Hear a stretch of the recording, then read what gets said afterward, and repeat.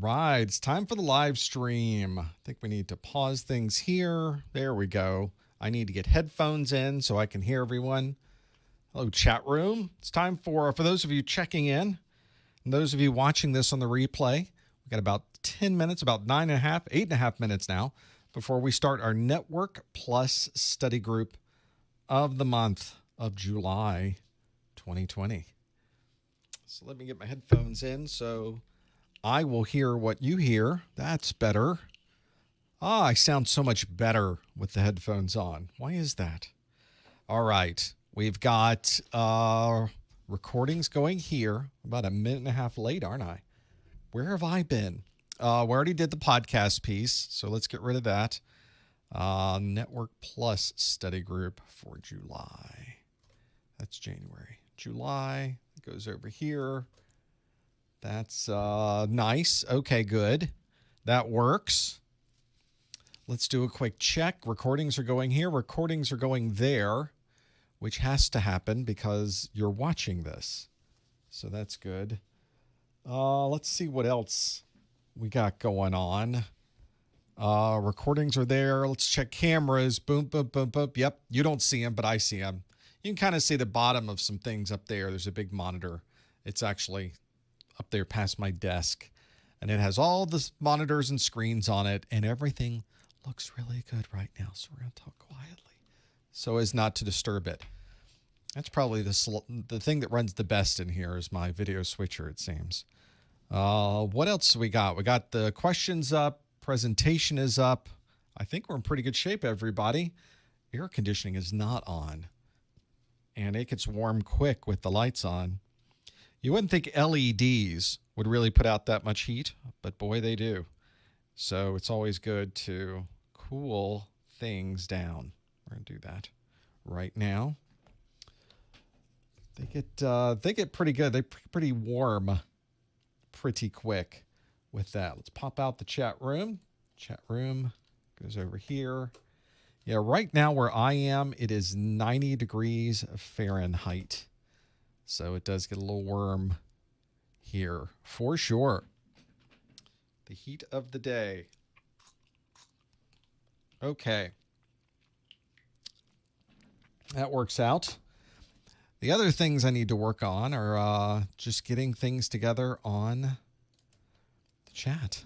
Here we go. Hello, everybody.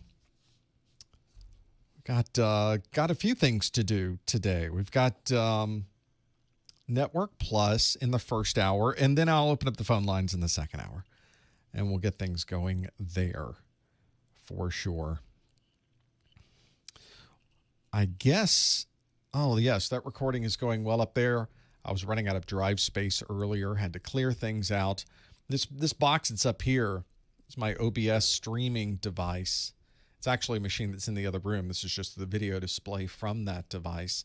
And I just ran out of drive space on that earlier. Had to clear things out.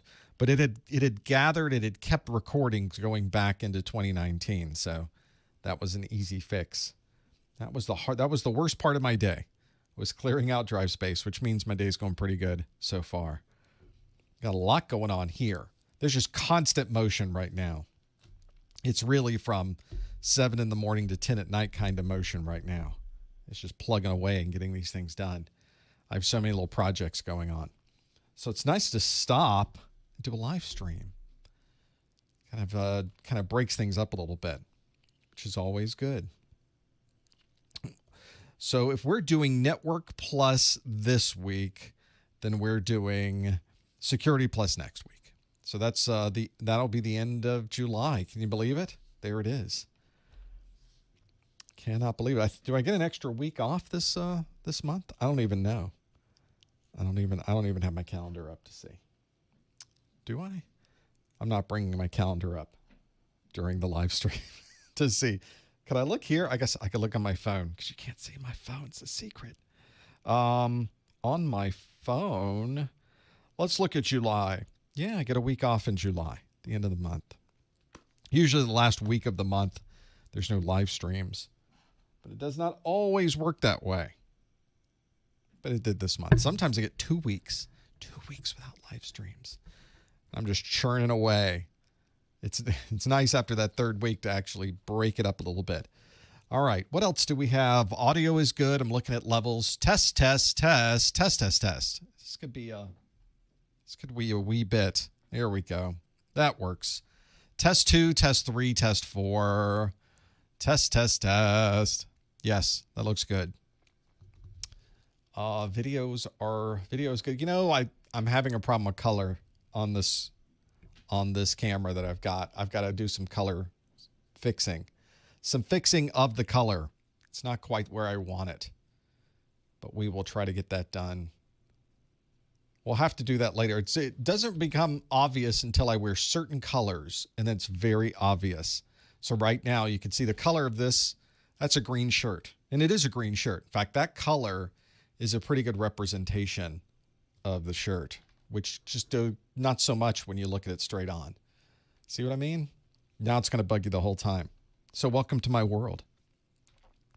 But that's okay. That's not awful. It's not like that's crazy. If I was recording this, I could fix it in post. I could change the color settings in post. But this is directly out of the camera, and I'm not doing anything on the video switcher. I'm not changing any colors. I could do color correction on the video switcher too.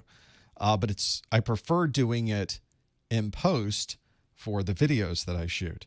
But when it's live, it would be nice to have it really nice when it's live. The problem is if I do this live, then I have to go back and adjust things on the post side, which is fine. I should probably do this while I'm thinking about it, because maybe I'll go back and do this just to make sure that I can do a quick check.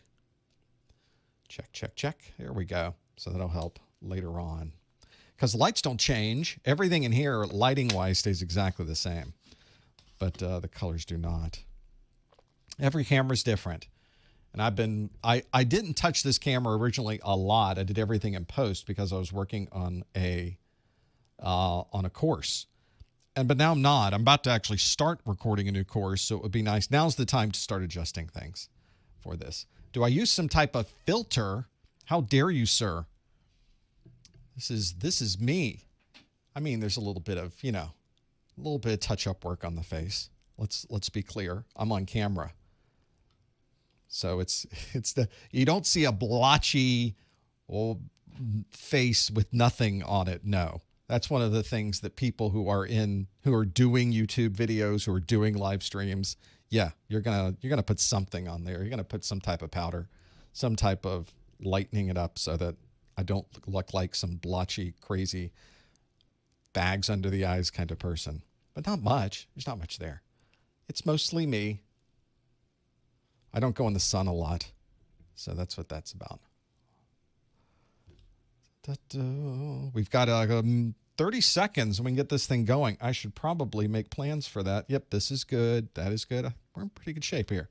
Whenever I start just a little bit late, I feel like everything is not ready to go when I am going. So there you go. What course am I recording? Currently, we're about to start the Security Plus.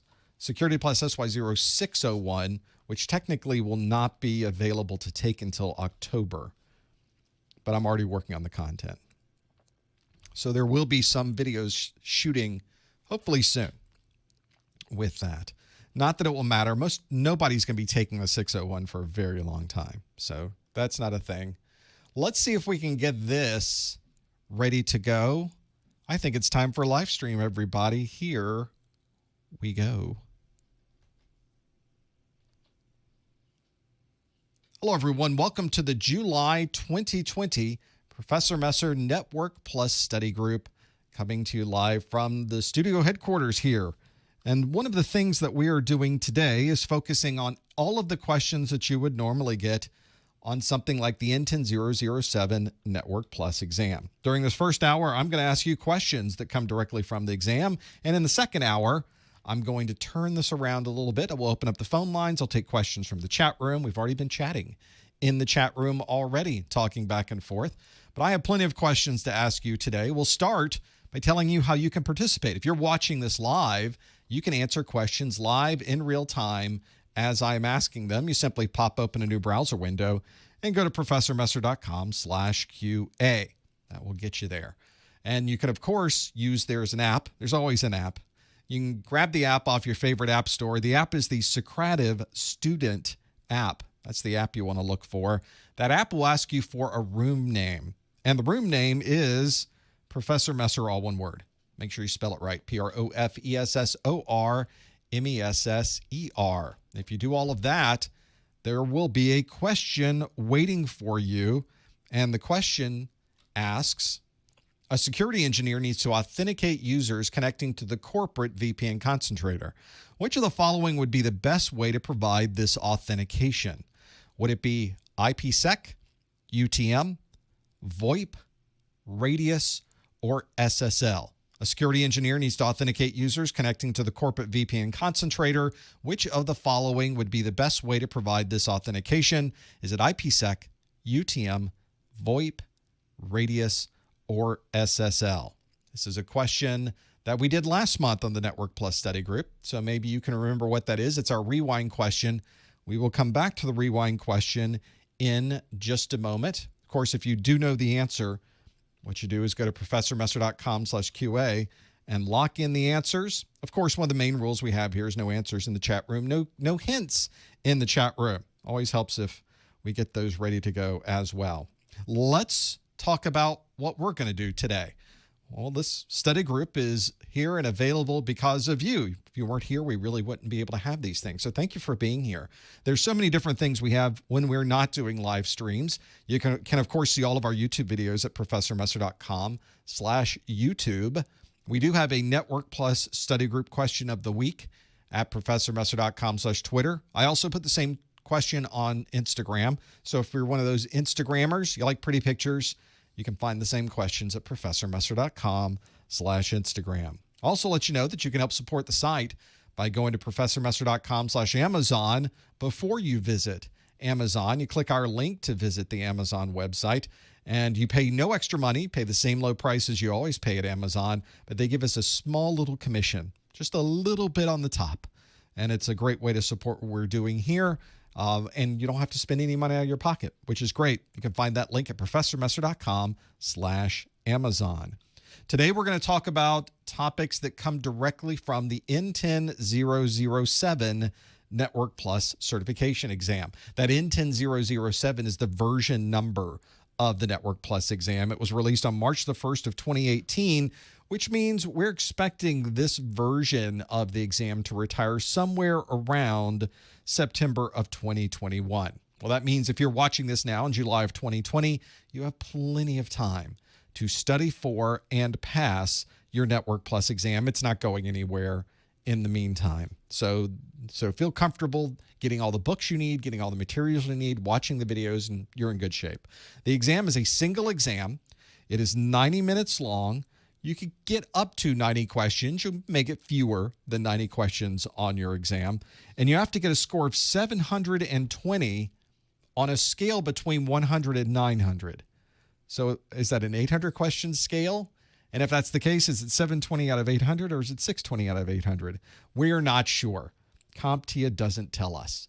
So the goal, I think, for all of us, since we have no idea how they score this anyway, just do the best you can. That's all you really can do when we go through this. And if you'd like to talk about strategies and other test-taking tips and ideas, we can talk in the after show about that. The exam itself has a lot of multiple choice questions on it, very similar to the one we were just looking at, where there's a question and multiple answers there. But there are also a handful of performance-based questions available on the exam. Those performance-based questions are anything but multiple choice. And I have a performance-based question for you coming up, so stick around for that. If you want to get your hands on these objectives, they are absolutely free. You can find them at professormesser.com/objectives, and I'll link you over to the CompTIA website where you can download those. Also, we'll let you know that we're able to bring this to you because of your ongoing support. All of my videos, every minute of every video is available for you to watch for free on my website or on YouTube. So you have plenty to look at there. In fact, there's everything that I've ever done is still on YouTube. I never remove anything from the YouTube, so it's all out there. But I want to be sure that you're able to get all of the things you could ever possibly need. So I created my Success Bundle that has all of my videos that you can download and put in your devices, and MP3 versions of those videos, and course notes books. I have an exam hacks ebook that talks about strategies to use for just taking the exam. Has nothing to do with Network Plus. It's really about taking one of these standardized exams from CompTIA. There's a specialized Q&A access that you have to the study group if you have this success bundle. And there's other things in there as well. You can find out about that at professormesser.com/netsuccess. Also let you know that an audio version of this replay is available on my website in podcast form at professormesser.com/podcast. There's also links there to my A+ study groups and my Security Plus study group as well. And if you have a podcast catching program where you can have these things downloaded automatically and always available wherever you happen to be, it's a great way to have those replays there. There's also, speaking of replays, a video replay you can watch over on the YouTube. Whenever you look at that, you'll notice today there's no timestamps, but by tomorrow or so, my marketing manager, Lori, has to sit through this whole thing and has to watch it and put timestamps on the video description page. So if you want to jump right to a particular question, you can do that. What's nice also is that YouTube is updating their player, and you'll notice there's little ticks on the time bar at the bottom of the screen that shows where those are. So you may not even have to go and look at those anymore. It's a nice little feature all there because Lori's able to do that. Hi, Lori. She's watching tomorrow. In the future. Hi, Lori of the future. She's doing that. Let's go back to the question I asked earlier. A security engineer needs to authenticate users connecting to the corporate VPN concentrator. Which of the following would be the best way to provide this authentication? Would it be IPsec, UTM, VoIP, Radius, or SSL? Well, let's see how you answered. 63% of you say you would use Radius to do that. We have 22% of you that said IPsec is the way that you would provide that. And 12% say SSL. Only 1% said UTM and only 1% said VoIP. I think you folks were either onto something or you remember what we were talking about last month, or we really did talk about Radius, the remote authentication dial-in user service. Kind of an antiquated name. It certainly works over other things other than dial-in these days. In fact, Radius is one of the most common AAA protocols. The authentication, the everything that we do with trying to get people connected. We don't want you to have a separate username and password for the VPN, and then a separate username and password for the wireless network, and then a separate username and password for your Windows domain login, and then a separate username and password for a printer. You imagine all these separate usernames and passwords in your corporate environment. Instead, have everything centralized, and Radius is one of those protocols that's able to help you centralize this. So Radius is the middleman. You would connect to your VPN concentrator, and using this Radius protocol, the concentrator can query maybe your Active Directory database and use the exact same username and password because you're able to talk between these very different devices using Radius. Very nice to have that functionality there. This centralized authentication can be used for, gosh, almost anything. Radius is so common to see in so many different devices. This is not the only way to do this, of course. There are many ways to provide this authentication. There's Kerberos, there's LDAP, there's TACAX+, and there's pluses and minuses to using all of these different authentication protocols across your network. The real key is to determine what does the device that you're connecting to and the device that the database, what are some of the commonalities there? Do they both talk Radius? If so, we can use Radius. Do they both talk TACAX+? We could talk TACAX+. Are they both doing LDAP? Are they both doing Kerberos? So you've got options. What you would use really depends on the situation and what's available. Kind of goes well outside the scope of what we're talking about with Network Plus. It's more of a planning design type question more than anything. But it's good to know if somebody mentions Radius, you can immediately think, oh, we must be doing some kind of authentication. And that's exactly what's happening here as well. People are connecting to the VPN concentrator, and we need to connect to those as well. 66% of you got that absolutely right. Now, what about 21% of you chose IPsec, which is IPsec is a very useful tunneling protocol, and many people use it for encryption. It's very common for VPN connections, but it's not a method of authenticating a user. We have to authenticate first, then we can start the encryption process and the tunneling. So we would not use IPsec for that. Same reason we don't use SSL for that. SSL provides an encryption mechanism, secure sockets layer. I know today it's TLS. Almost all of us say SSL still, and we really do mean TLS. It's one of those quirks of the industry. And I look forward to all of the emails that I constantly get telling me that I'm saying it wrong. It's really not SSL, it's TLS. but the reality is we still say SSL. And I guess we do that because it sounds so good. SSL. It rolls right off the tongue. So much easier than TLS. It's a little bit more difficult to say. And ultimately, we choose to say what's easiest. But we really do mean TLS when we say that. And nobody really said, 1% of you said a UTM, 1% of you said VoIP. Neither of those technologies. A UTM is more of a firewall that does everything. And a VoIP is voice over IP, of course. That's not encryption. That's not authentication at all. The only option here that makes any type of sense is radius, 66% if you got that right. Let's now move on. We did this one earlier. We talked about this function, this capability earlier of wanting to have different kinds of questions on the exam. The bulk of the exam, probably 80 plus questions you're going to get on the exam, are multiple choice. You get a question, there's multiple choice answers, an A, B, C, or D, generally. Sometimes more. Sometimes there is an E or an F or a G. But you get to choose one of those. In fact, you've got a chance at getting this one right. Even if you don't know the answer, you've got a 20% chance in this question of getting it right just by guessing. Well, CompTIA says that's too easy. We can give you some of those, but we want to make things a little bit more challenging for you. So they're going to ask you questions that are not multiple choice questions. They might be questions where they put you at a command prompt and ask you to perform a function. They might be matching questions. They might have you put things in a particular order of highest to lowest or fastest to slowest. But it's still the same topics from your Network Plus exam. Don't be too worried about these. Don't overthink the idea of a performance-based question. In fact, I'll give you an example of a performance-based question today. We always do a brand new performance-based question every month. This is this month's performance-based question. It is a matching question, and the question asks, match the command line tool to its function. So I have 5 command lines tools that are here. They are path ping, IP tables, nmap, nslookup, and TCP dump. And then I have 5 different functions or descriptions of these functions. The first is block all inbound traffic by IP address range. The second is determine the IP address of www.example.com. The third is measure the response time of a login process. The fourth is find all open ports on a server. And the last is determine the route to a remote device. So those are the 5 different functions or the description of those functions. And you need to match each one of those to either path ping, IP tables, nmap, nslookup, and TCP dump. Now, if you think you know what this is, or maybe you think it's already in the right order, then all you have to answer is you go to professormesser.com/QA and you would put in 1A, 2B, 3C, 4D, and 5E. Question finished. That is not the right answer, though. It's a little bit more tricky than that.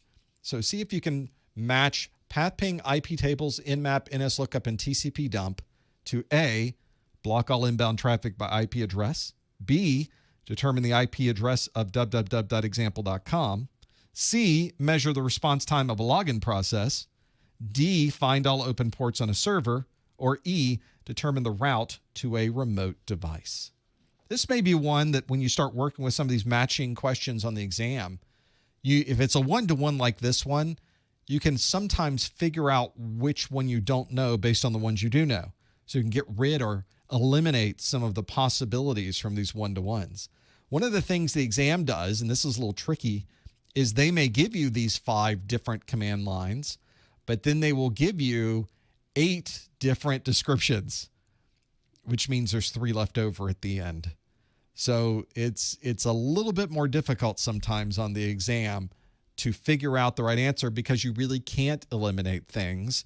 You've got 3 left over at the end regardless of what you do. I didn't want to do that to you. Plus, there's not enough room on the screen to put all those things on the screen. I wanted to just focus on these 5 different command lines, and we'll take it from there to figure out what these are.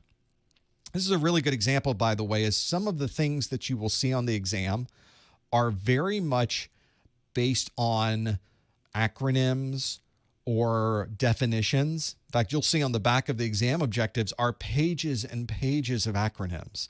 And a lot of people spend a lot of their time going through and memorizing acronyms.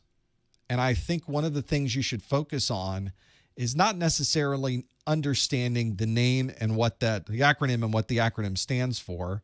That's not going to help you very much in the exam. And you're not going to get any questions that ask you on the exam what that acronym really stands for. What it's going to ask you is, what does that mean? What do you do with it? How do you implement it? How does that really happen to be able to work through those? So make sure you're familiar when you start working through all of these, that you really break down exactly the situation that you're in and go through each one of these and try to figure out the details of that. I think that will help you on the exam as well. This is breaking these out. I see a lot of you are trying to really piece them together. You're being very methodical. One strategy I often tell people is to jump over the performance-based questions. You could see this one's almost like getting 5 separate questions. So I tell people sometimes maybe you should jump over the performance-based questions, because on the CompTIA exam, you can jump anywhere you want in the exam. And then you can jump over that. And then from that point, you can learn more about what you have in the multiple choice-based questions. And then near the end, you can come back to be able to do that. So you've got some strategies that you can work around this. Let's see how you did with this, or what you think the answers were with this. Let's start with the first one, which is path ping. Which one of these should we link in to the right answer? The one that probably is the best one on this list is E, determine the route to a remote device. Now, path ping actually does more than this. Path it's 2 different functions that it does. One is the path part. It's effectively a trace route tool, and that's why we call it path at the beginning. And then it also does a pinging to be able to do this. It actually goes out and performs extended timestamp measurements to all of these different paths. It's quite an interesting utility. It takes a number of minutes to run, however. It's not something that runs immediately, but it can start to give you an idea of where are things slowing down between point A and point B. And one type of function on path ping is to determine the route to a remote device. That would be the best match. That was option E. Second on our list was IP tables. IP tables, if you're a Linux person, you're probably familiar with this.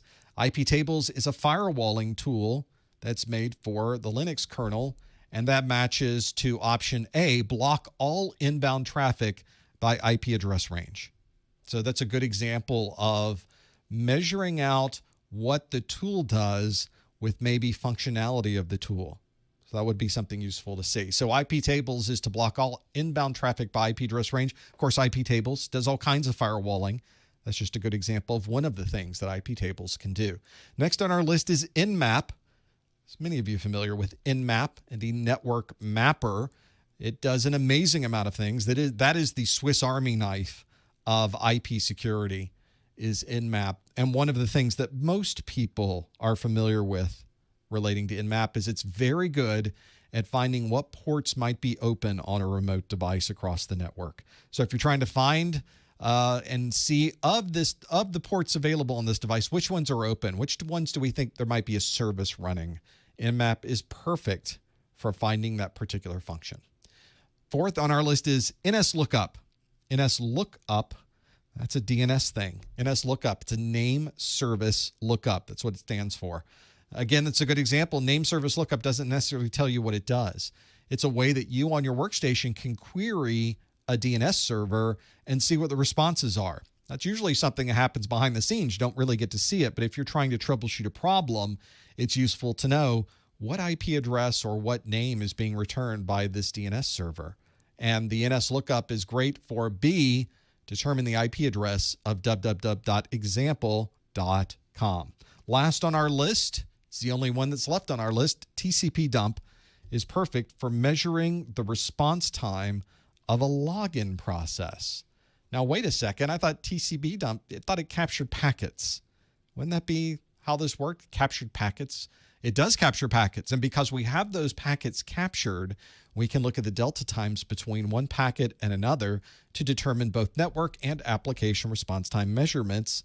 Very useful to do that. TCP dump, that means C, measure the response time of a login process would be the right answer. So we've got path ping that determines the route to a remote device. IP tables blocks all inbound traffic by IP address range. Nmap, find all open ports on a server. NSLOOKUP will determine the IP address of www.example.com, and TCP/dump will measure the response time of a login process. Some of you in the chat room have mentioned, of course, there are other tools that can do similar things, of course, but the things that it can do are pretty powerful. For example, NSLOOKUP, there's lots of tools that can determine the IP address, and NSLOOKUP is one of those that is deprecated if you look at the Linux standards. A lot of people use DIG, but of course, if you're on Windows, that's what you have available is NSLOOKUP. So Windows still using NSLOOKUP to make those things happen, to be able to have that there. Very useful. There is a DIG that you can get for Windows. These are just utilities that you're able to use from all of these things. But of course, each one of these command lines is in the Network Plus exam objectives, and you need to know all of them. You will certainly run into computers that are not newer, that do not have DIG on them, and you will need to know that NSLOOKUP is available. And these things, of course, change all the time. I would imagine that you'll have lots of different choices. And in the Network Plus exam objectives, I believe there's NSLOOKUP and DIG. You have to know both of them. So it's one of those situations as well. Hopefully you were able to get those right. If you're not familiar with those commands, make sure you go back and look at them. This is only a sample of the command lines you have to know on the exam. So make sure you look at the exam objectives at professormesser.com/objectives. Pop over to the CompTIA website. Type into the Google machine, CompTIA exam objectives. Download those objectives. If you don't have them, you're doing yourself an enormous disservice. Let's pop back now to some multiple choice-based questions. We've got more here. So let's do a multiple choice-based question that asks, a CEO would like to create a real-time duplicate of the company data center at a recovery location. Which of the following would best describe this requirement? Is that dual stack, split horizon, server clustering, secondary route, or hot site? A CEO would like to create a real-time duplicate of the company data center at a recovery location. Which of the following would best describe this requirement? Is it dual stack, split horizon, server clustering, secondary route, or hot site? If you think you know the answer, there's no answering in the chat room. You got to go to professormesser.com/QA to be able to answer this question. No hints in the chat room either to be able to make that happen. Whenever you start working with some of these and trying to figure out what you're going to do with all of these, this is a good example of one where you may be able to break down what the answer happens to be because you know what the answer is not on some of these others. Whenever I start breaking this down, this does become a little bit easier too. You may be able to get rid of these. You go, oh, I know what that is. I know what that is. I know what that is not. So that helps you too to be able to do that. Answer your question, professormesser.com/QA, and you will be able to lock it in. Again, no answers in the chat room, no hints in the chat room, and it is not answer G, as it turns out, to be able to have those. Maybe it is answer G, and we've missed the whole thing, whole problem. You know, sometimes in most of these questions on the exam, you get 4 different options. I make it a little bit harder by giving you 5 on the list, but you will find that there are certain questions in the exam where you do have 5 options available, or 6, or they might have 7 and you have to choose 2 of them. So you'll never know exactly what you'll get on the exam for those. A lot of you are locking in your answers. A lot of you think you know what this one is. So we'll break this down to be able to see what that is. This is one I think we should be familiar with. The topics, and all 5 of these topics, by the way, are topics from the Network Plus exam objectives. This is another good example. If you don't recognize one of those, make a note of it. Put it in your OneNote. Write it down in front of you. Stick it into whatever cloud-based note-taking system you have. If you do not have a cloud-based note-taking system, you really need to get a cloud-based note-taking system. That's a minimum if you're doing any studies. Make a note of the things you don't recognize to be able to go with that. It's going to help you when you get to that point. Breaking down those. Let's see how you did with this one. A CEO would like to create a real-time duplicate of the company data center at a recovery location. Which of the following would best describe this requirement? And we've got dual stack, split horizon, server clustering, secondary route, or hot site. 76% of you, about 3/4, say that it's hot site. but we've got kind of everybody else breaking this down into sort of distributed across the other 4. So we've got server clustering, dual stack, split horizon, and secondary route with single digits ranging between 8 and 3% for this. So that's one of those situations where we might go with the majority on this one. It seems to be a very strong majority say it's hot site to be able to have this. And that is one of the things that you do have to know the difference of. What's the difference between a cold site, a warm site, and a hot site? And in this case, it's our hot site is an exact replica of whatever your main location is. That is one wherever we work through. This becomes very useful to know that you have an exact duplicate. This is obviously pretty expensive. This is pretty involved to have this here. It is something where you constantly have to update it. You're buying everything as if you are building the ark, because you have to buy everything in groups of 2. You have to buy something and have it available at the main site. Well, I need an exact duplicate of that at the hot site. So you can see this becomes very expensive. Now, your environment, the particular services that you provide, and maybe the particular costs that your customers are able to pay would allow you to do this. Hot sites can be extremely useful to have this here. I have all of mine. People in the chat room are going, where's my hot site? Do I have a hot site? I have a cold site. That is my backup. But I am in a data center environment where I can move things around very quickly, all cloud-based, and I can move it between different physical locations as well with a click of a button. So I have some extra functionality in my scenario. Plus, my total number of servers. How many servers do I have? I have 2, 3, 4, 6 or 7. You know, there's not a lot of servers to keep ProfessorMesser.com going. I know it sounds like a lot, but it's not. You got some databases, you got some load balancers, you got some security devices, you got some web servers, and they're on some load balance setups. Yeah, so that's the scenario run into. But when you get into large data centers, you're dealing with massive amounts of data. You're dealing with routing and networking infrastructure. You're dealing with application services. Cloud really helps with this. So that really might help you as well. Hot site is the right answer. Answer E, a hot site to have this here. Very, very useful. And if you run into a problem with the main site, if a tornado comes through and takes out your main site, if a water break happens above your data center and everything gets flooded out, if suddenly the electricity goes off at your main facility, these things happen, you can just flip the switch or whatever it takes to move everybody back over to the hot site. Really nice to have that functionality. And one that may be required depending on the business that you happen to have. That was the right answer. If you answered E, hot site, that's the right one. Let's do another question. Here's one. Let's see how you do with this one. I think you'll do pretty well with this. The next question on our list asks, a security administrator has configured a wireless network with CCNP using AES. Which of the following technologies is in use? Is that TKIP, WPA2, WPS, WEP, or RC4?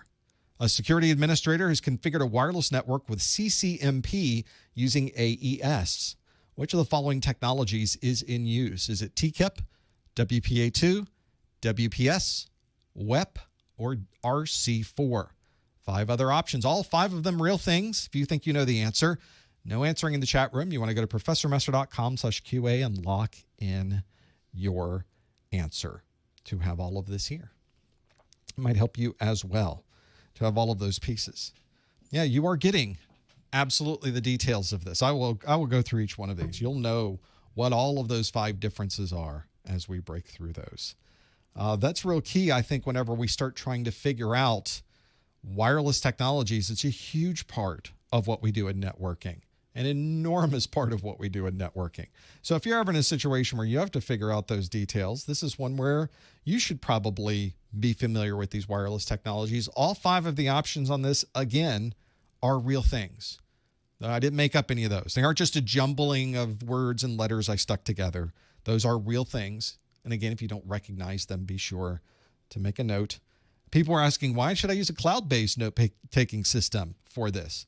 Because you might be at your desk and you'd be referencing your notes, making some notes, writing some things down. Then you gotta hop on the train to get back home, or you're in the back seat of a taxi, or you're traveling somewhere else, or you're just sitting at home with your phone and you think, let me pop open those notes. You can pop open the Notes app on your phone and all of the notes are just as you left them on the last machine you happen to be on.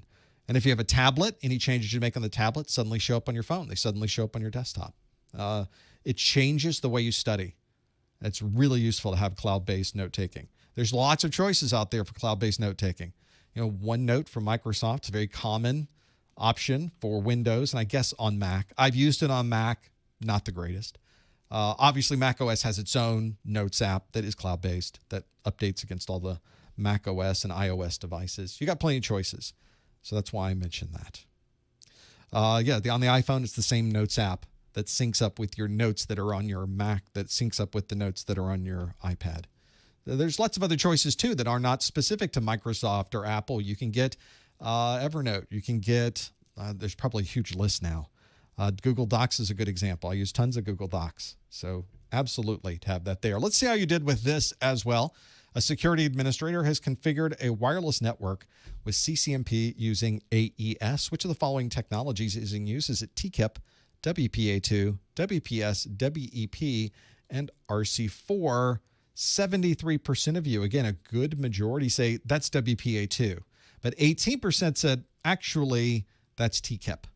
That's a pretty good number, 18%. And then single digits, 5% said WEP, 3% said WPS, and 1% said RC4. This is one of these challenges you have with security technologies is we sort of roll everything up into a single name. So we roll everything up to be WEP. Well, underneath WEP, there's a lot of things happening. There's a lot of different protocols underneath WEP. Same thing for WPA2. There's a lot of different protocols that are used. Same thing for WPS. A lot of different protocols to use. And you really do need to understand what the different protocols that are in use, because it's going to help you understand more about the way this particular technology works. So really useful to have that there. In this particular case, our two technologies are CCNP and AES. Those two things together are what we use in WPA2. It is actually, CCNP is really what is happening here. CCNP stands for Counter Mode with Cipher Block Chaining Message Authentication Code Protocol. I would never remember that off the top of my head, but that's what it is. We usually just say it's CCNP. Now, the way CCNP operates and the way it does the encryption part of what it does is it uses AES to be able to do the encryption. So you have to know that there is an authentication piece of this CCNP combined with a security piece, an encryption piece that is really AES that makes that happen. Now, whenever you start looking at some of these other protocols, TKIP, for example, was the technology used in WPA2, and that was used in conjunction with RC4. So you can see we sort of evolved these technologies over time. So WPA2 was TKIP with RC4. WPA was TKIP with RC4. WPA2 is CCNP with AES. Those are the things we have to know. CCNP is a block cipher. Takes a chunk of data, encrypts it, and then sends it on its way. Does a little bit at a time. Not a lot. It's not enormous because it's using the AES 128-bit block size. That's not a ton of data at a time, which makes sense if you think you're doing real-time wireless communication. Has to be these tiny little blocks of data that are being encrypted at one time as everything is sent off. Very useful to have that there. It's sort of the centralized perspective of controlling and handling security for WPA2. CCNP has the confidentiality part. That's where the AES encryption comes in. CCNP provides the authentication, the fact that you're getting onto the wireless network to begin with. There's probably a wireless password on your wireless network. It's CCNP that provides that functionality in your WPA2 network, and the access control piece along with it. A lot of different ideas and things you can do with it. Very useful to have that functionality. CCNP is sort of the layer on top, and there's all these other tiny little pieces underneath. And you can keep going with this. Yeah, the block diagram of how WPA2 works is pretty complex, but that's well outside the scope of Network Plus. In reality, it's well outside the scope of what you would run into on a normal day. There's certainly a group of engineers that build wireless technologies. They need to know how that works. I need to understand how to plug it in and make sure it's safe. Make sure that it protects all of the data on my network to have those there. And there is, of course, a WPA3 that is sort of out right around the corner. I don't know if it has gotten the final stamp from IEEE quite yet on those standards, but that's coming as well. Does not change a lot. There's some minor updates to the underlying WPA2 because WPA2 works so well. If you go into Security Plus, into the next version of Security Plus, which is due to arrive in October, you'll start to see some of those newer technologies in there. Probably not going to see a lot of that rolling out quite yet, however. So if you went and answered WPA2, absolutely correct. That is the right answer. 74% of you chose that.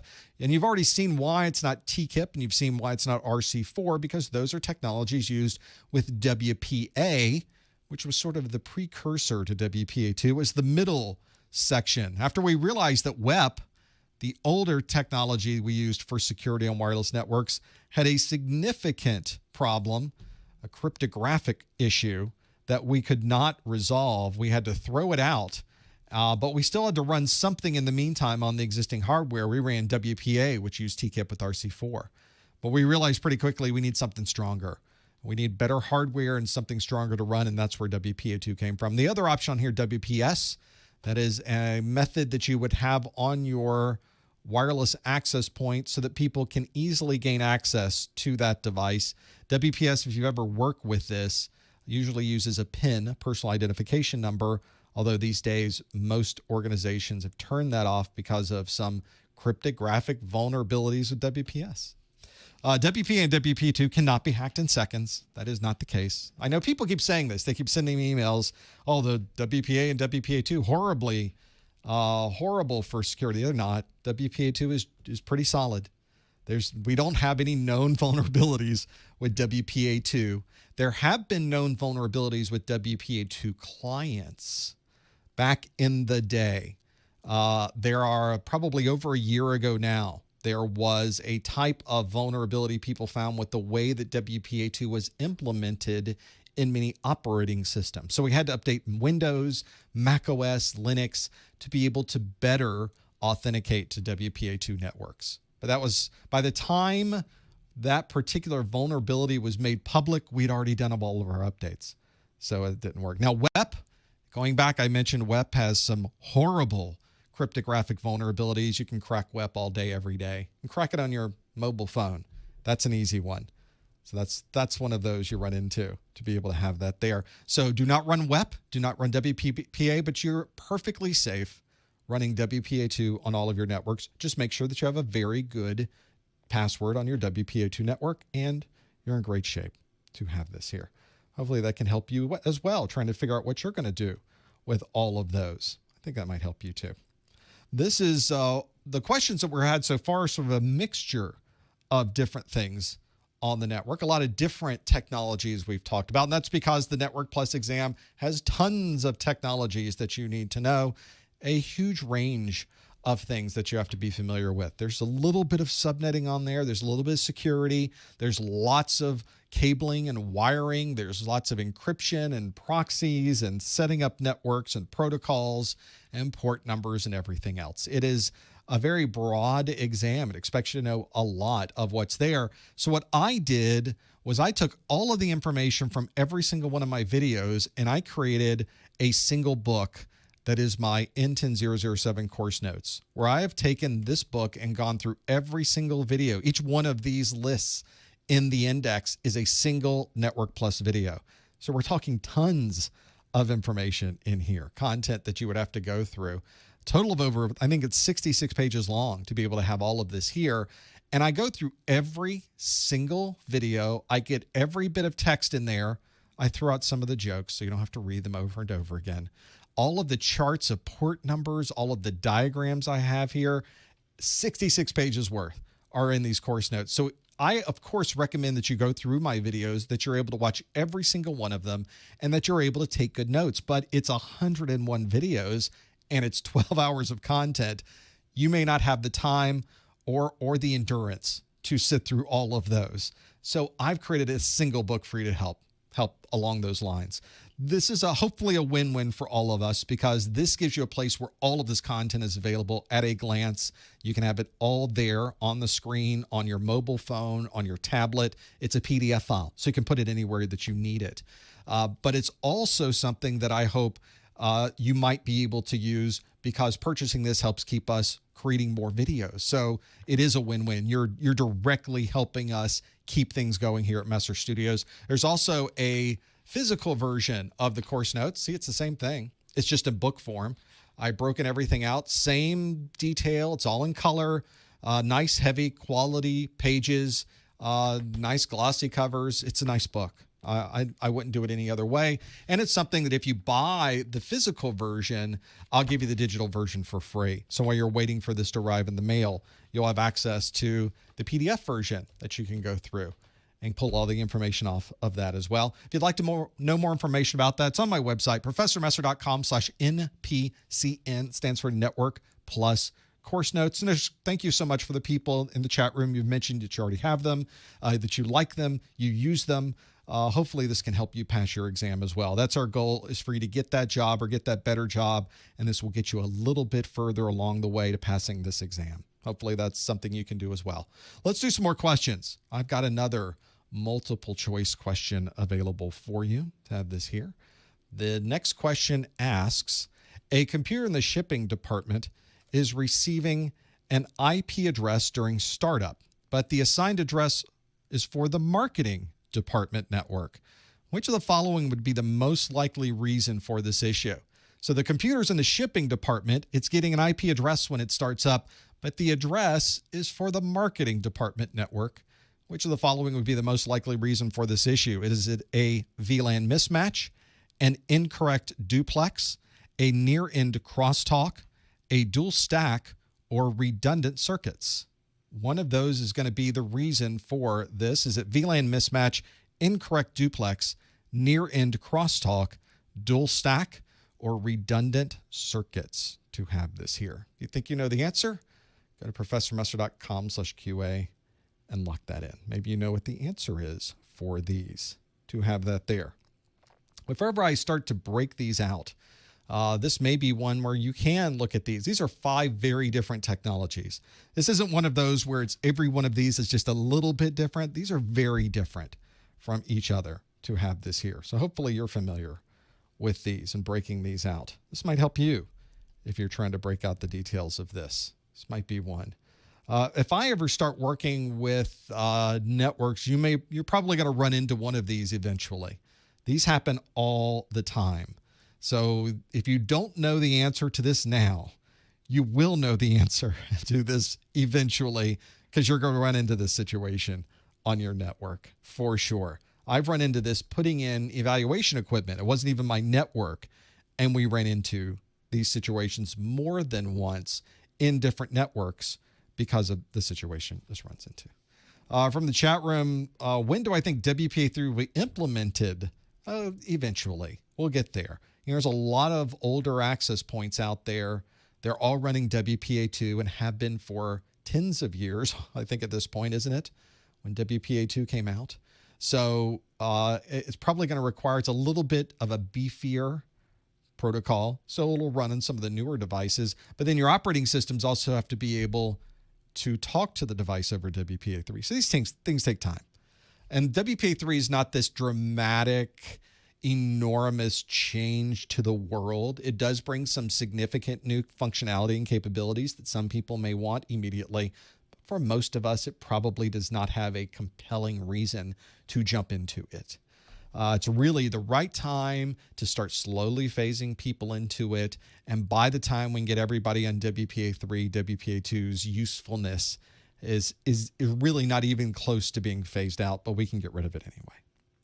That's the key with anything dealing with encryption, by the way, is that all encryption is crackable. You can break it with a brute force attack. if you have enough time. Now, most of the encryption that we're using today, given the CPU power that we have, would take many times the years of the universe to be able to crack. What happens when we get better computers? The time shrinks. And as our computers get better and better, the time keeps shrinking. So the goal with encryption technologies are to keep making them balanced so that we can have a stronger encryption, but not so strong that it overwhelms our current technologies, but strong enough so that we can't somehow brute force it. A constant back and forth. Everything is crackable with brute force. Everything. If you have enough time, you can try every possible key that there is in that particular range. All of them. The problem is that with something like PGP, it would be many times the length of the age of the universe to be able to do that. The sun will burn itself out before you've gone through every single one of those keys, that kind of situation. Let's see how you did with this question. The question was, a computer in the shipping department is receiving an IP address during startup, but the assigned address is for the marketing department network. Which of the following would be the most likely reason for this issue? And let's see how you answered. 92% of you say it's VLAN mismatch. Is this one of those where we just took the first answer and we went with that? Is that how that worked? Let's find out, because only 5% said incorrect duplex, 2% near and crosstalk, 1% dual stack, and 1% redundant circuits. I think a number of you have worked with these before. You've run into this because it's a VLAN mismatch. That's exactly what it is. Whenever you're configuring an interface on your switch, you're telling that switch this particular interface is for this particular VLAN. Whenever you get into those things, it can be really useful to have those scenarios available to you. So I'll say that this interface, I'm plugging in the shipping department. I'm going to put this interface on the switch is on the shipping department VLAN. But you're moving people around. You're setting up different configurations. You're maybe plugging the device into the wrong interface. Oh, you said port 6? I thought you meant port 7.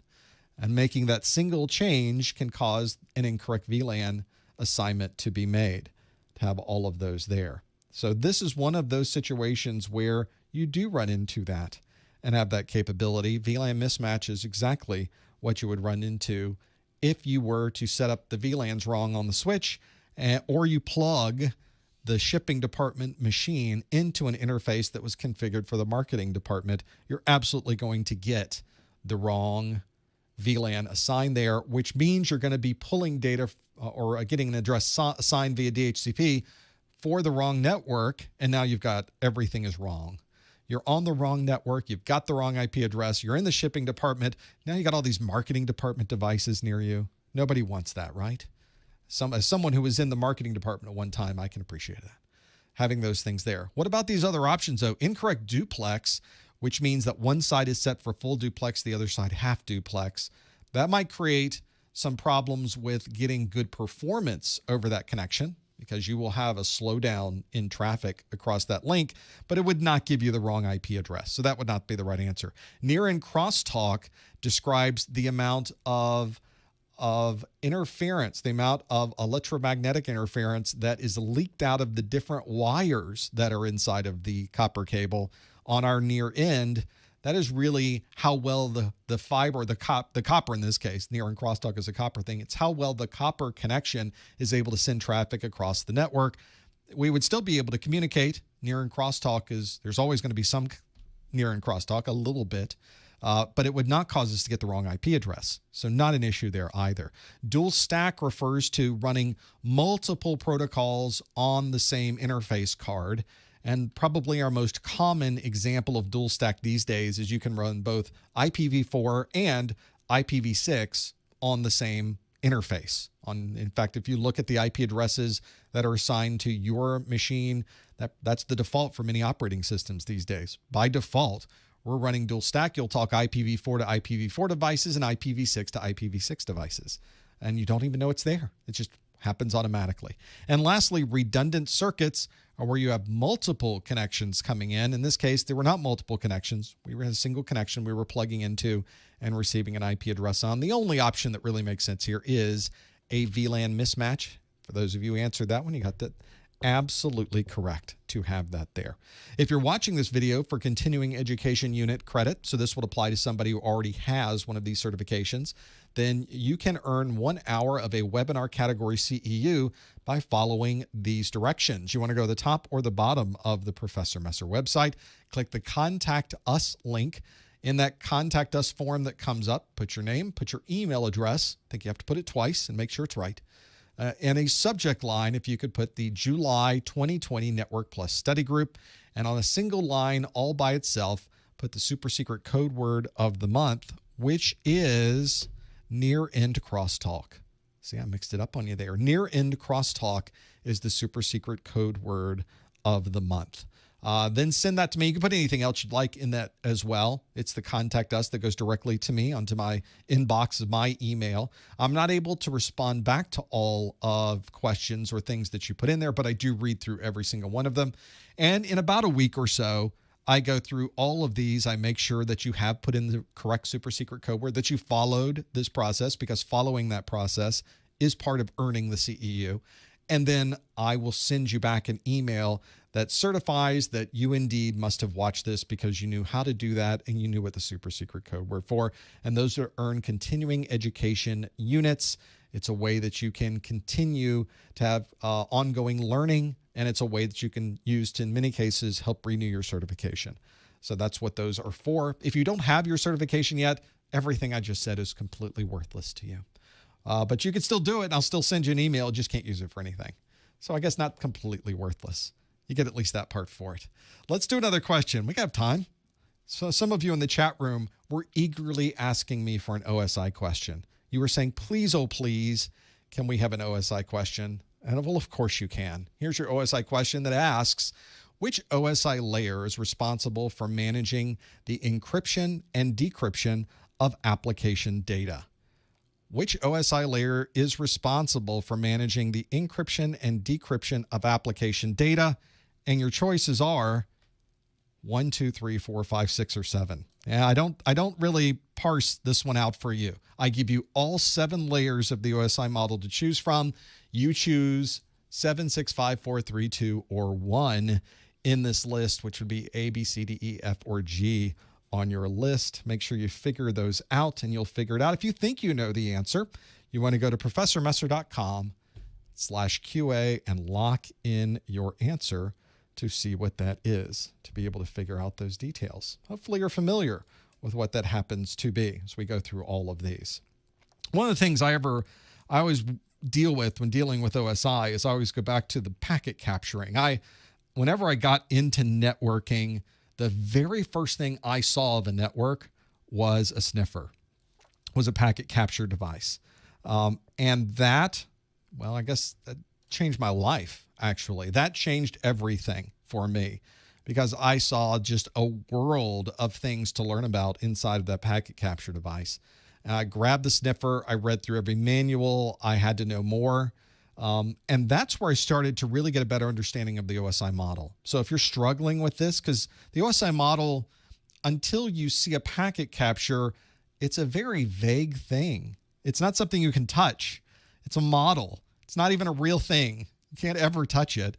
But if you start to break down in packet captures, and I show this in my OSI model video, when you start to see in a packet capture, you start to visually see, literally see the layers to be able to do that. So that's exactly what you should work through as well, is figuring out the details of that. And if you're struggling with it, grab Wireshark, load it on your machine, capture some packets, and have a look at it. It can really help you as well as we break through those things. This would be a great way to go through and break out what the differences are. It may suddenly become very apparent to you. So that's my OSI model hint of the month for you, is go grab a packet capture and be able to break that down and see those. You know, there's 2 models in the chat room. People even mentioned that there's 2 models we usually work with, the OSI model, and you'll often see the TCP IP model mentioned, which the only time you ever see it mentioned is in a class that talks about networking. We never, ever use the TCP IP model for anything. It's only used for tests, I guess. It's not used in an actual usable. Everybody talks OSI. That's the model you will use. And you'll notice in Network Plus, it's only OSI. We don't even talk about TCP IP because nobody does. outside. The only people still talking about TCP/IP on their tests for some reason is Cisco. Thanks, Cisco. You're the only ones. They're hanging in there. They're going to change the world. We're all going to move over because they're still in the Cisco exam, I guess. Good for them. Let's see what you answered on this. Which OSI layer is responsible for managing the encryption and decryption of application data? And 46% of you said layer 6. 21% of you said layer 5. 12 and 13%, almost a tie for layers 4 and layer 7. And then a three-way tie at the bottom for layers 1, 2, and 3. So most of us think it's somewhere up here. It's somewhere between 4 and 7 is what we were thinking. Now, the real key here is that it's responsible for managing the encryption and decryption of application data.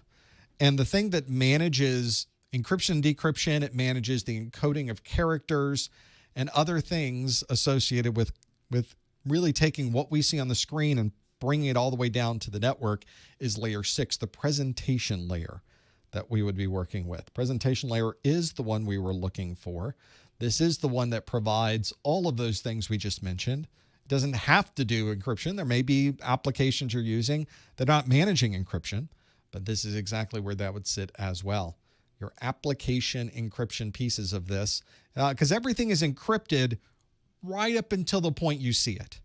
You know, you have this process, of course, that goes on with the CPU and the RAM, but of course the OSI model doesn't deal a lot. Where the OSI model is really focused on the networking side of things. Like any good model, this breaks down at some point, right? You can only go so deep with this. This is a very broad model to work with. So all of you that would like to send me emails and fight about OSI layers, and notice that I do not engage you because it's a pointless conversation. It's a model. It's a guideline. It's something to give us a broad understanding of the way this works. It's not meant for you to use if you're starting to build an application and connect it with all of the networking libraries. Not exactly. It broadly fits that very clearly. That's why we still use it, though. But this is the layer doing any type of application encryption that you would work through it. This is the presentation layer, and it's the one you would use for this as well. Presentation layer is layer 6, and 47% of you said, yep, that's the one I would choose as well, layer 6. Layer 7 is the application layer, which is what we see. We obviously don't see encrypted data. If we did, we wouldn't be able to use this. So 13% of you, that would not be the right choice. We have other layers underneath that break out all of the other pieces of the OSI model. We don't have time to go through all of them to be able to break this out. But those are the ones that do this. Layer 5 sets up sessions for us. Layer 4 with transport. Layer 3 on the network. Layer 2 data link control. Layer 1 with the physical. We got a lot of different choices there, and they all do different things. They all manage different pieces in a different way. And they are very model. They're very much a model. And that's why I mentioned if you want to see them at least somehow connected into the physical world, use packet capture. The problem when you start looking at packet captures, though, is layers 5, 6, and 7 are kind of squished together because it's the app.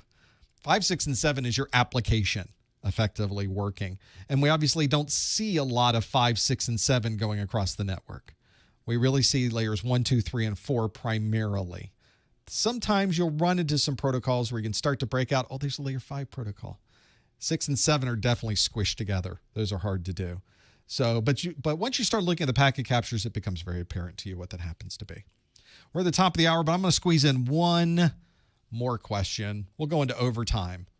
How about that? We'll fit one additional question into this list. Here is our next question for this one. It says, a network administrator needs an out-of-band management connection that will connect to switch and router consoles at a remote site. Which of these devices would be the best choice for this requirement? So said properly, the question says, a network administrator needs an out-of-band management connection that will connect to switch and router consoles at a remote site. Which of these devices would be the best choice for this requirement? Would it be a WAP? Would it be a firewall? Would it be a VoIP endpoint? Would it be a media converter? Would it be a modem? Would it be a WAP, a firewall, a VoIP endpoint, a media converter, or a modem? Lock in your answers. To be able to have that breakdown for you, go to professormesser.com/QA and lock in your answer to be able to have these here. Be very useful to have those capabilities. This is one that a lot of people send me messages about. That's all the only hint I'll give you. I'll tell you why. I get a lot of messages. I get a lot of emails about this particular kind of question.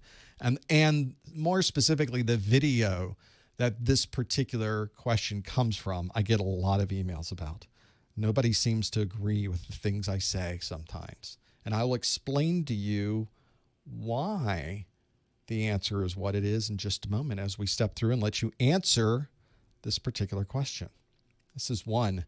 Breaking through. Network administrator needs an out-of-band management connection that will connect to switch and router consoles at a remote site. Which of these devices would be the best choice for this requirement?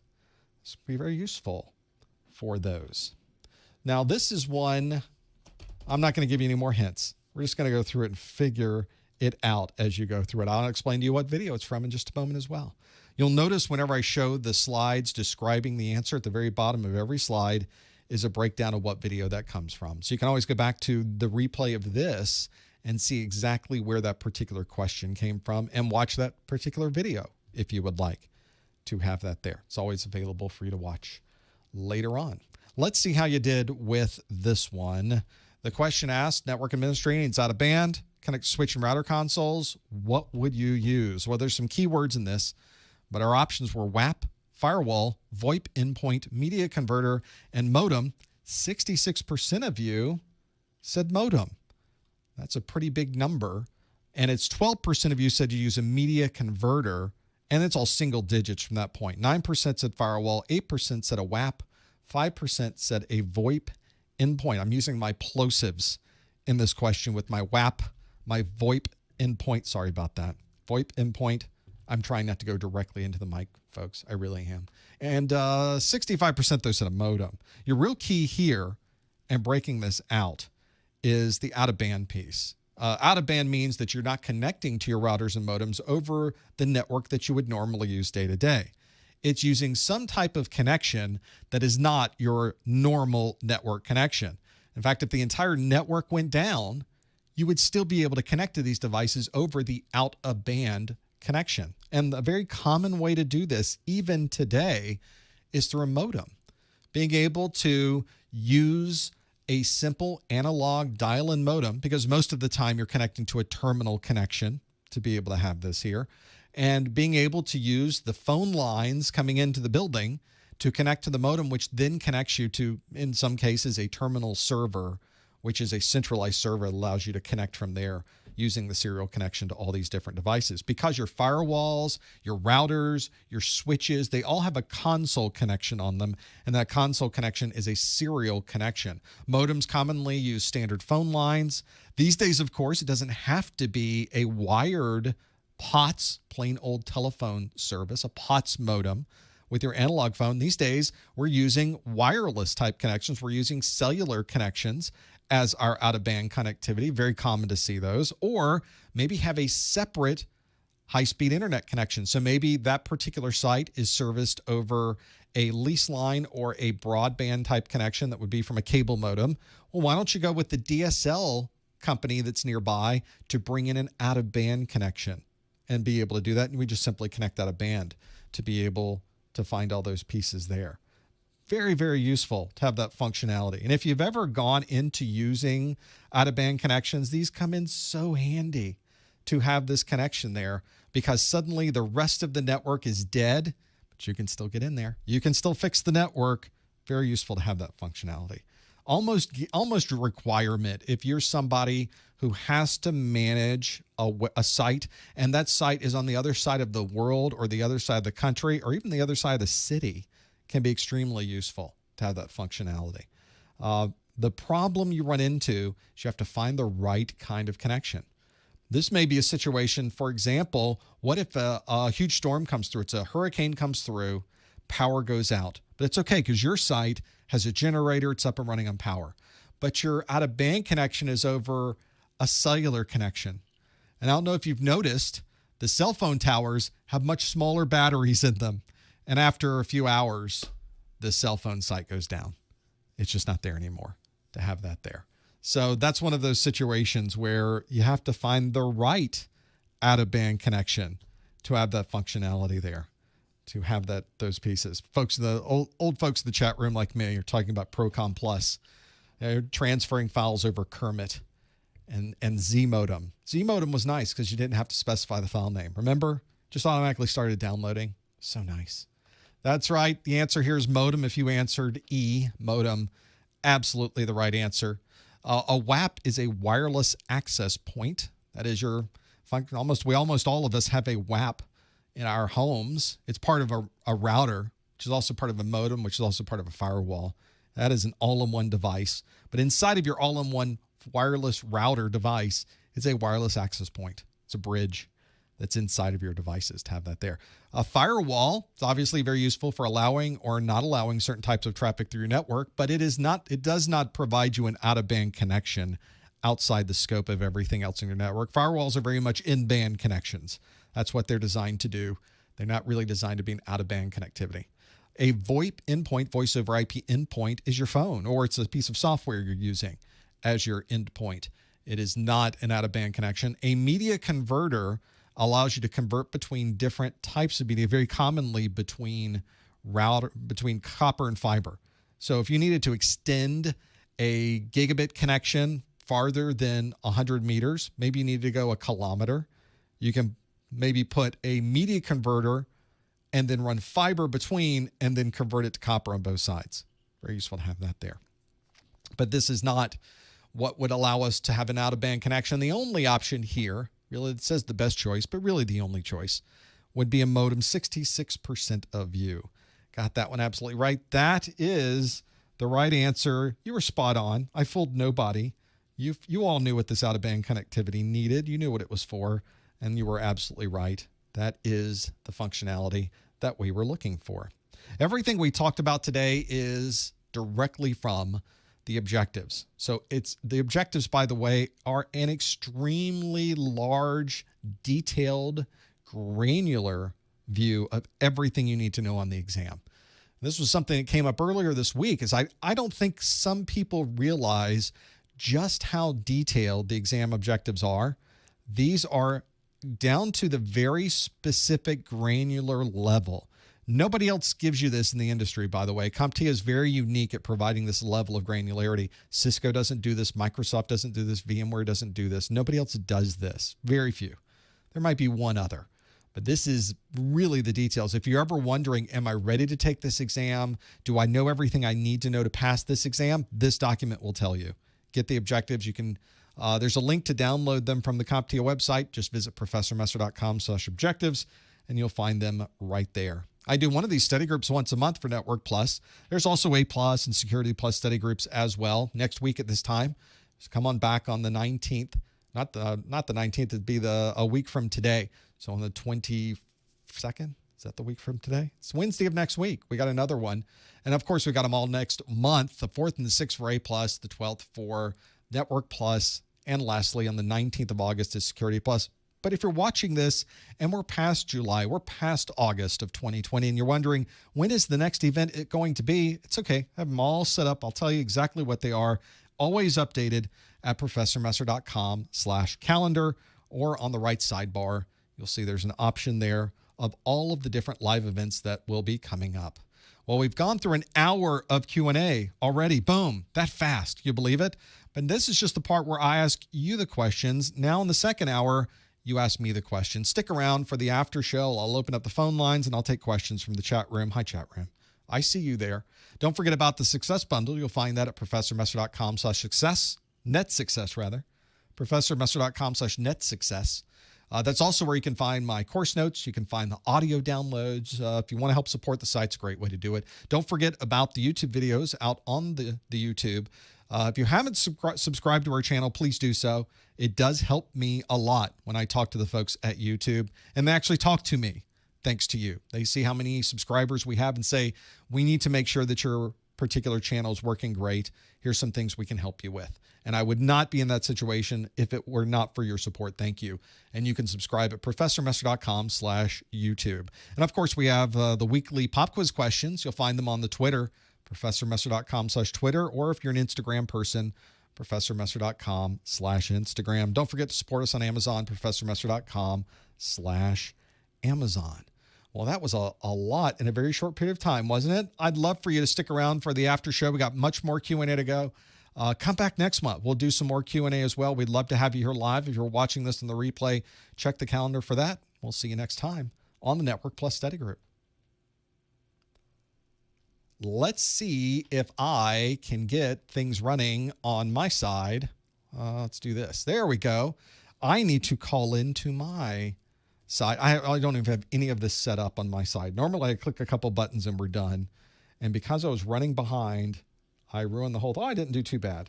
I think it's really here from last week, but that's okay too. Let me start my show up. I have to log into my own show. It's all in the cloud is how that works. So we're going to go out to the cloud and we're going to start the show. And then what am I going to do? Begin the show? Yes. Save it and start the show. It's a lot of buttons to push on my side. As soon as I get my buttons pushed, we'll go to the chat room. If you have questions, you can stick them there in the chat room. Hopefully I will see them as they go through there. In the meantime, I'm going to call in just a moment. It's going to ask me some things as we go through this. It's going to ask me for a number here that I have to type in. So turn off my audio and type that in. Enter your 6-digit PIN. Well, I'll do that, nice lady. My 6-digit PIN. I have to remember my 6-digit PIN. Welcome, Professor Messer. Why, thank you. Thank you, nice lady. Thank you, nice computer lady that I programmed to say thank you. Welcome, Professor Messer.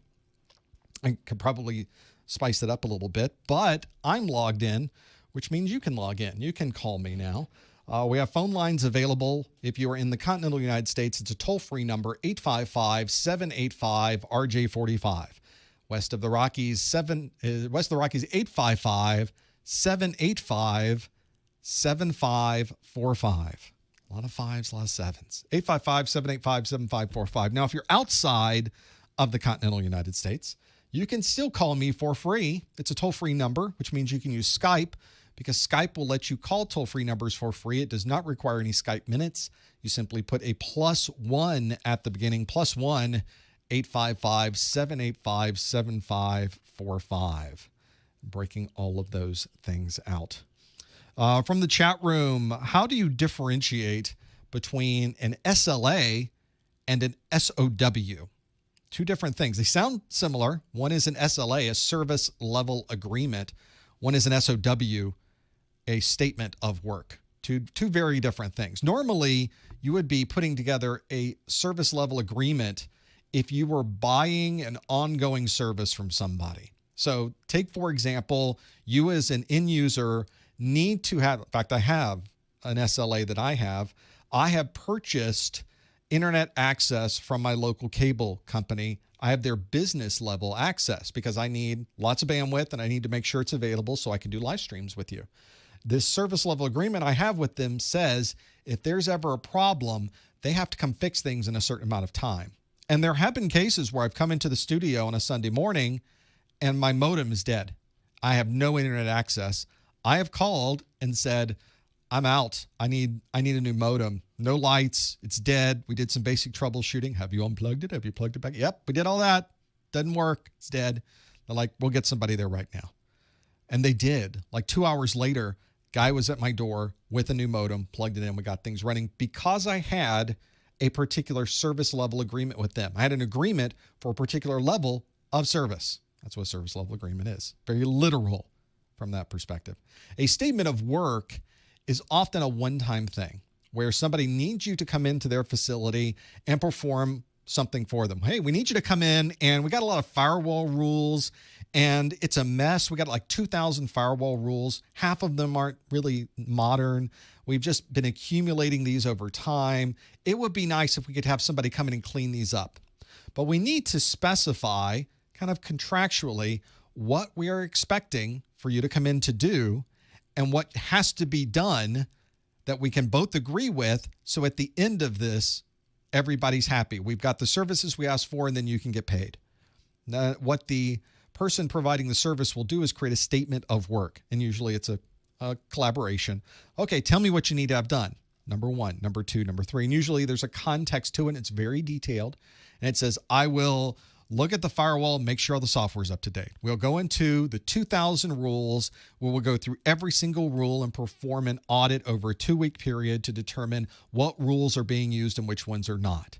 Then we will start removing the rules from the firewall. We'll temporarily disable. We'll let it run for another month and make sure those rules are still not being hit, at which point we will delete them from the list completely. We'll keep them on a backup, and then we'll be done. And if all of those things happen in that timeline and all of those things in this statement of work are finished, you pay me this much money.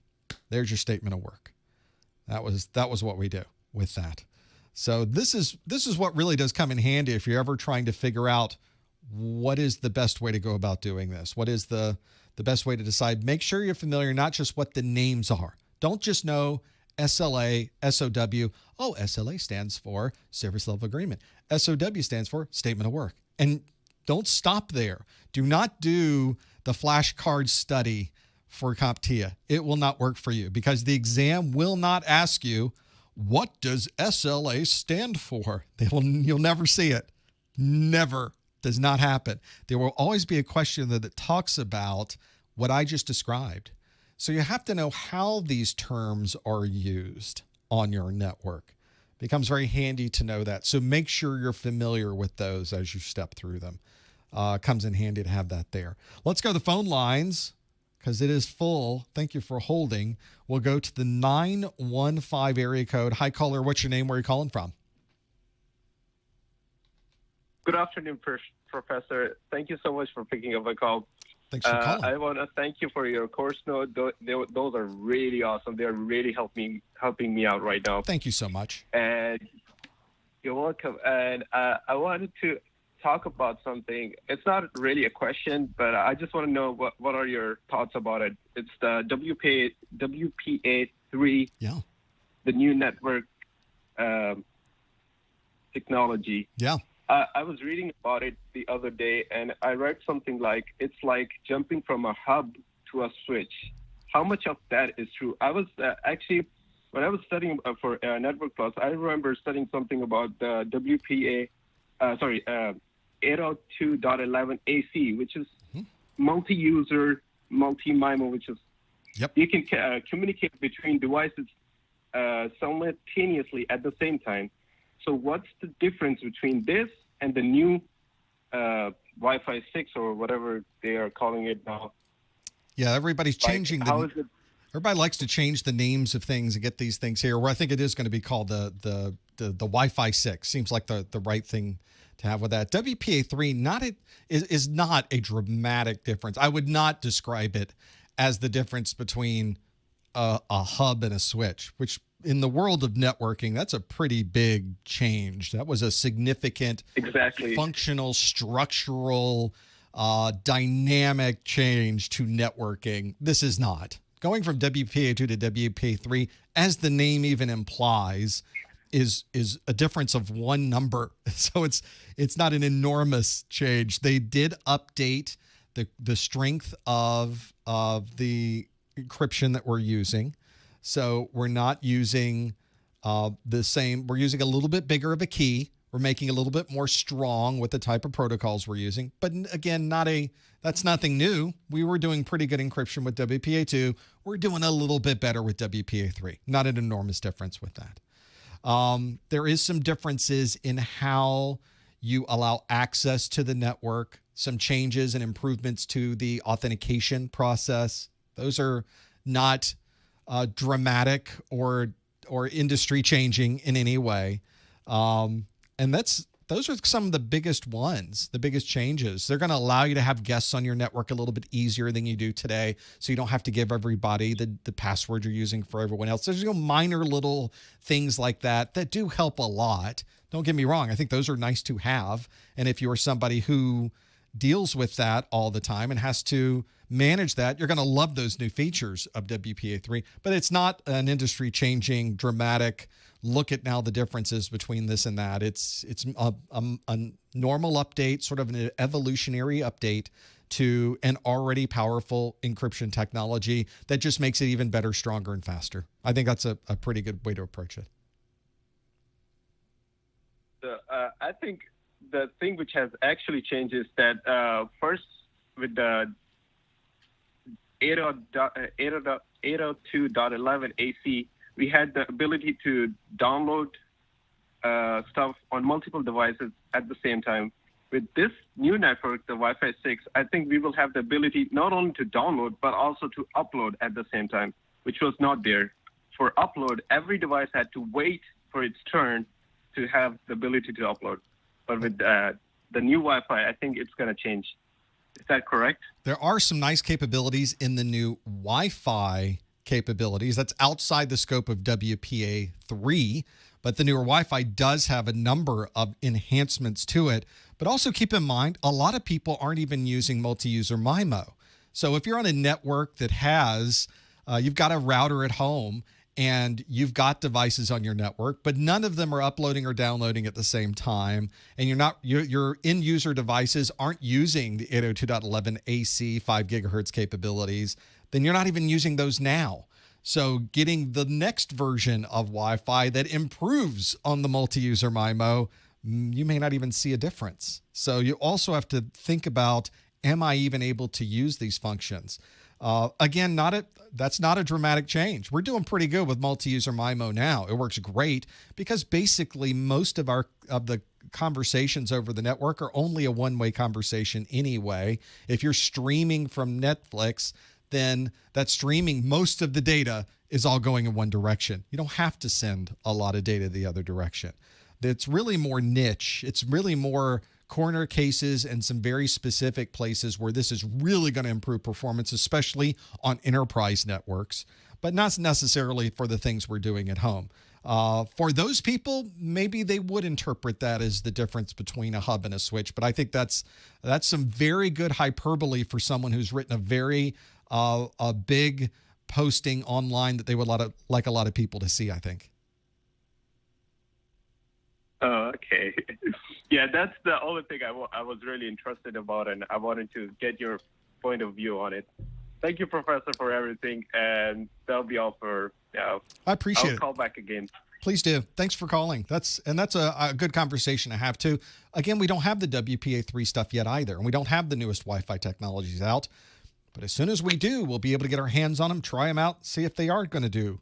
See if it does change the world, like the hyperbolic article said it would. I'd love to find out. Let's go to the next call, which is a 256 area code. Hi, caller. What's your name? Where are you calling from? It's next door in Bama. Are you there, Alabama? Caller. I have you potted up. I hear nothing. Nope, nothing. Hey, sorry, I had you muted. Oh, So see, sorry. there you go. Thanks. I caught you. You're still there. Hi, Alabama. thanks for calling. Sorry about that. No worries. What's going on? What's your question?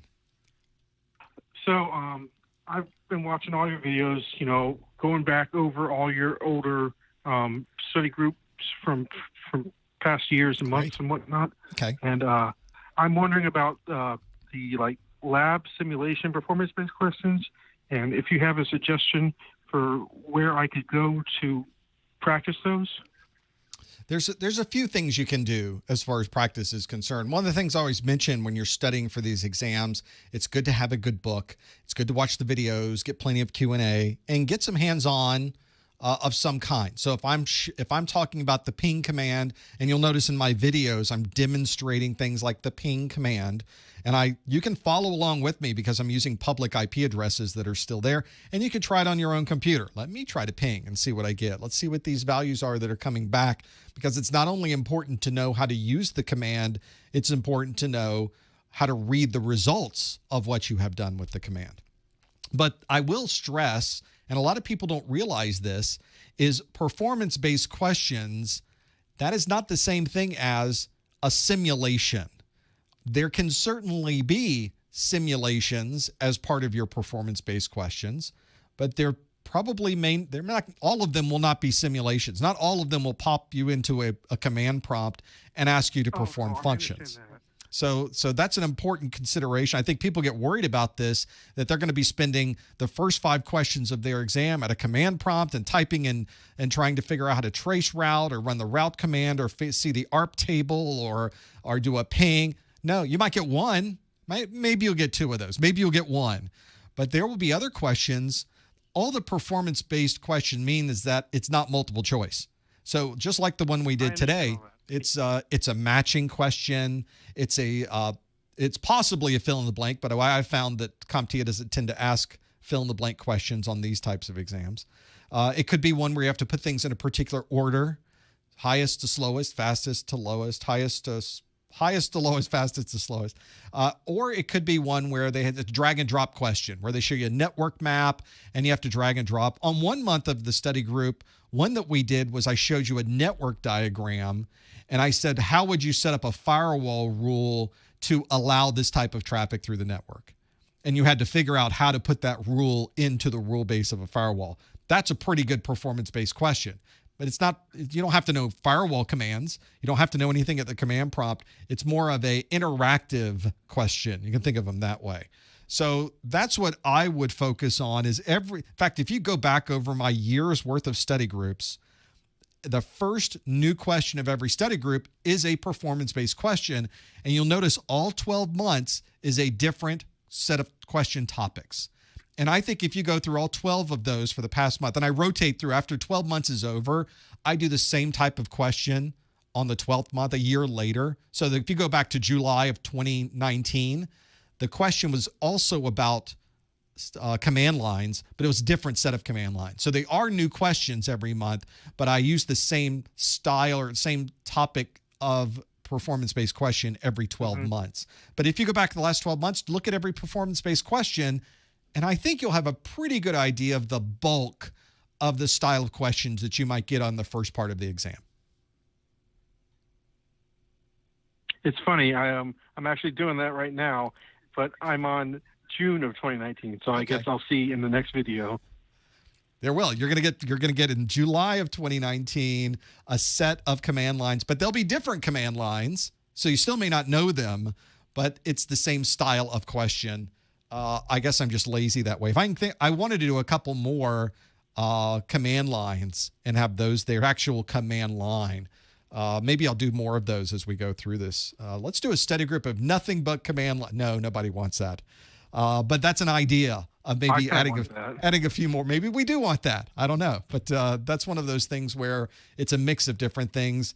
And I think if you go through the last year, maybe I've misread the chat room saying, oh, yeah, that'd be great. Let's do that. Maybe we should do something like that in the future. Not a bad idea. A couple of people are saying that they want it. Yep. So I may be forced into it. Maybe it's a little bonus we do. I got that extra week every month. We should probably slide something in there. Sounds great. Thank you so much. I appreciate the call. Thank you. That's you never know exactly what is good or bad until you sort of throw these things out. The only reason we've sort of gotten to where we are with these study groups, they did not start like this. I just kind of threw different ideas at the wall and we would do a live stream, and then some things worked and some things didn't. You're very good at giving me feedback. And the things that worked, we have kept, and the things that did not work, we just dropped to the side. If you go back 5 years on one of the very earlier, did I do Network Plus 5 years ago? Certainly did A Plus 5 years ago. Those are a very different format than what we are doing now. So maybe that is a good idea of I'll just do 10 command line. Here's a scenario. What would you type in? Kind of questions. Maybe that's what we should do, to have those there. I have some other ideas for sort of standalone videos that are not study groups, but that's something to think about. Thank you for the call and the chat room feedback on that one. I never know unless you tell me. So always feel free to tell me. Let's go back to the phones. 313. Hi, caller. Which name are you calling from?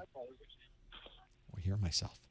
Hello, Professor Messer. This is Ali from Salem, New Hampshire. Well, thank you for calling, Ali. What can I do for you? My question to you is about a Wi-Fi. So if you're setting up like a Wi-Fi in a venue, I had this problem before where they give you a line and they promise, like they say, oh, this is, let's say, a 1 gig. But then it's always fluctuating, and then you always have to go back and forth with them, like they have to say, oh, maybe your firewall, maybe your equipment, and then you have, I just had to just unplug it and just plug it into my laptop and show him do the speed test.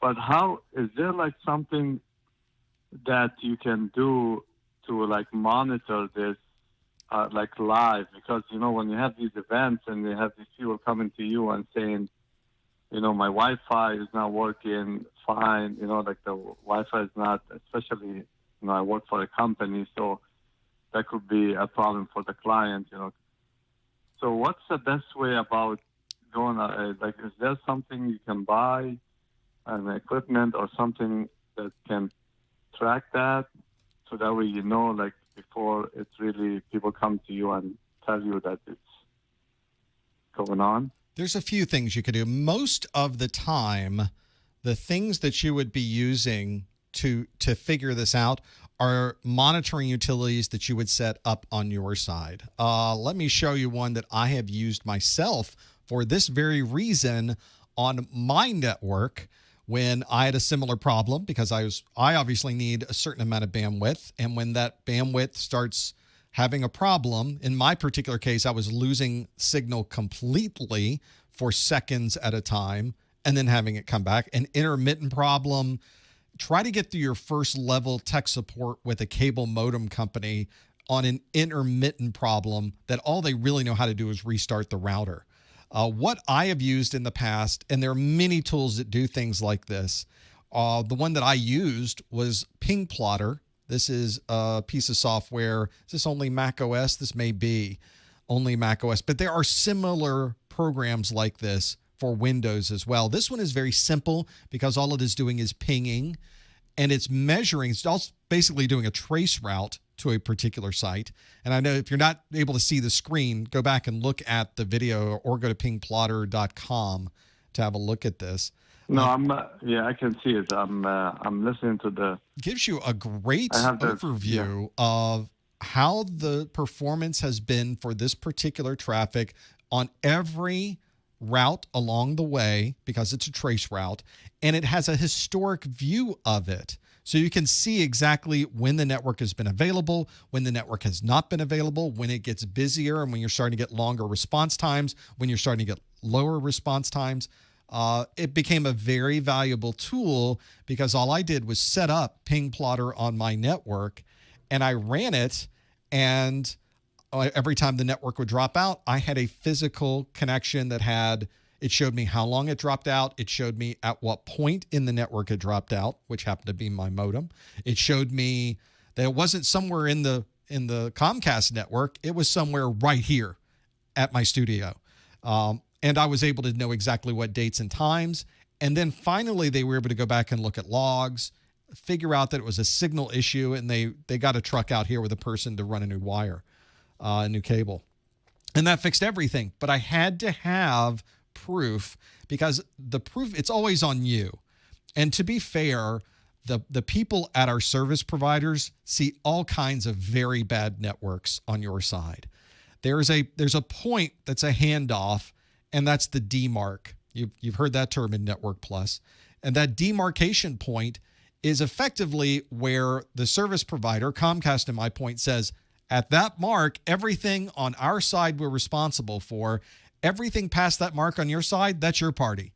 So the only way you can really prove to them there's a problem is getting rid of your router, getting rid of everything else, plugging directly into that demarc connection, and doing like you did, which was the perfect thing to do, run a speed test. And in your case, if you run a speed test to the service provider's speed test server, so for my case, I run it to the Comcast speed test server. Don't run it to speedtest.net. Don't run it to speedof.me. You want to run it to Comcast's, or you want to run it to AT&T's, or you want to run it to Sprint's, whoever your provider is. And that way they know you're within their network, and it's their responsibility to be able to do that. Sometimes you just have to get the right people on the phone. You have to keep calling back. You have to have additional tools, and in this case, analytics that you could show them. Well, we've had 4 outages in the last 15 minutes. Those outages occurred at 2:03, 2:07, 2:09, and you can tell them exactly more details of what's there. Eventually, you'll get passed up to the right people, and that helps you along the way. But that can be a frustrating process. And I don't have any way for you to, I don't have a magic wand to say, here's how you get past first level support and you get exactly to the person who can solve this problem, because it's always the person. It's never a group of people. It's never a large conglomeration. There's always one person who knows how to fix this problem. How can I get that one person on the phone? And eventually you get to that one person. Yeah, that's true. Yeah, it's just because it's not something you can physically touch. Nope. So trying to explain even to the client, it's a problem because, anyways, it's a big event and they don't want to hear, they don't know even the technicality. So all they want is a solution, and you just try to go through that. Another problem, too, is with the access point, which I noticed that and I couldn't figure out why. It's like when you test, because I ran, the cables to other rooms, and then at one access point is like you see that you are connected, but then you don't really get the connectivity. And I know it's like the signal from the access point is different from having like internet connectivity, but sometimes I'll see like I can connect and then there is something going on, but then it's really nothing is happening, which was very frustrating. Like I couldn't understand how I should go about to make sure 100% that this is, what's the process of elimination, let's say, or what's the best way about going about doing that. This is one of those cases, I think, and I see this all the time because I used to travel to many, many, many different companies. I would be the guy walking in, the systems engineer from the company that's trying to show people a product or evaluate the product. So I'd bring the product in, we plug it into the network, and you have problems when you do these things. You bring in a high-tech piece of equipment, you plug it into a network you've never been on before. It doesn't go 100% right every time. There's going to be one or two things that have to be fixed. And almost always we will need a particular tool, a particular visibility into the problem that's occurring. And it's remarkable how many companies don't have the tools available. I just showed you a very simple tool with Ping Plotter that is something everybody who has a Mac should just have the free version of that running on their Mac and available, because there's going to be a time when you need that level of information. If you're running a wireless network, you need some way to understand what's happening on the airwaves. You need some type of frequency analysis tool to be able to understand the spectrum. So this spectrum analyzer is a very common tool that you just have to have if you're implementing wireless networks. But it's remarkable how few wireless network providers and or service companies have the right kind of tools. Maybe they have one for 2.4 gigahertz. They don't have one for 5. Or they don't have, they have one that shows the spectrum, but they don't have one that shows the protocols. All of this becomes incredibly important when suddenly the network is on the line and it's not working the way you would expect. It's not getting the connectivity. And you don't know if it's a setting in the access point or if somebody's turned on a microwave oven. There's no way to know unless you have the tools to get the visibility into that. So very often it's a combination of having the right tools and having someone who can properly understand what the tools are telling them. These are very complex and difficult to understand technologies in and of themselves. Now you have an analysis tool that is trying to explain to you what's going on. You have to be just as familiar with how to use the analysis tool. So it's not something where you can, well, let me just go get one of those and we'll solve the problem. This is something you really have to get trained on and be familiar with. And it's not just that one tool, it's a mixture of tools. You have a whole tool bag full of things. Do you need something that shows temperature? Do you need something that shows spectrum? Do you need something that can analyze what's happening across the wireless network? Do I need a TDR? Do I need a punch down tool? Do I need my crimper? Do I need new connectors for Cat6 cable? Those are all things you probably want to have available. And unless you have the right tools, you're never going to be at a point where you're able to solve these problems. It's always going to be, well, I can see this far, and then we kind of have to guess for everything else. That's a horrible situation to be in.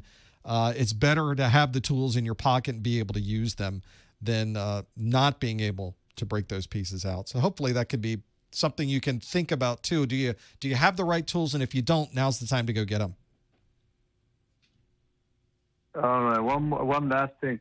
So when you ping, right? Like, because at a certain point when you ping, okay, and you get the ping back, but then when you try to go to a website and it's not working, that's what kind of to me is like, I'm able to ping, I'm able to ping, or test speed or whatever, but I can't go to a website on time. So is there something, what's missing there? Like, this is one of those questions. If you ever gone to an interview for a network job, or even seen these posted on the internet, one of the things that one of these popular questions is, you sit down in your browser and you type in www.google.com and you hit enter. What happens? Tell us as granular as you can what is happening in the browser, what is happening on the computer, what is happening on the network, what is happening with the switch, what is happening with the router, and tell us every step along the way. And when you start really breaking these out, and I've seen descriptions of this written that even go into the what's happening in the operating system. And that's how I know that I never want to get into computer science, is that right there. I never want to be a programmer. But they go into excruciating detail of the decision tree that's happening and the methods that are going on behind the scenes.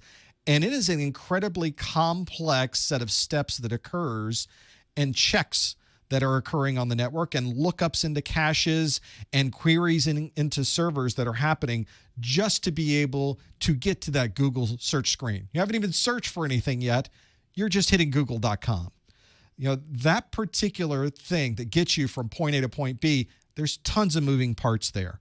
And so you're dealing with IP addressing on a local device. You're dealing with a subnet mask that's been configured. You're dealing with the DNS that's been assigned. You're dealing with the availability of that DNS and the answer the DNS is providing to that device. You're dealing with the caching of that DNS query. You're dealing with ARPing. You're dealing with ARP caching. You're dealing with a switch. You're dealing with the lookup tables inside of that switch, which is then connected to a router, which is dealing with the routing tables in the router, which are going to another router somewhere on the internet. There's all these little steps along the way.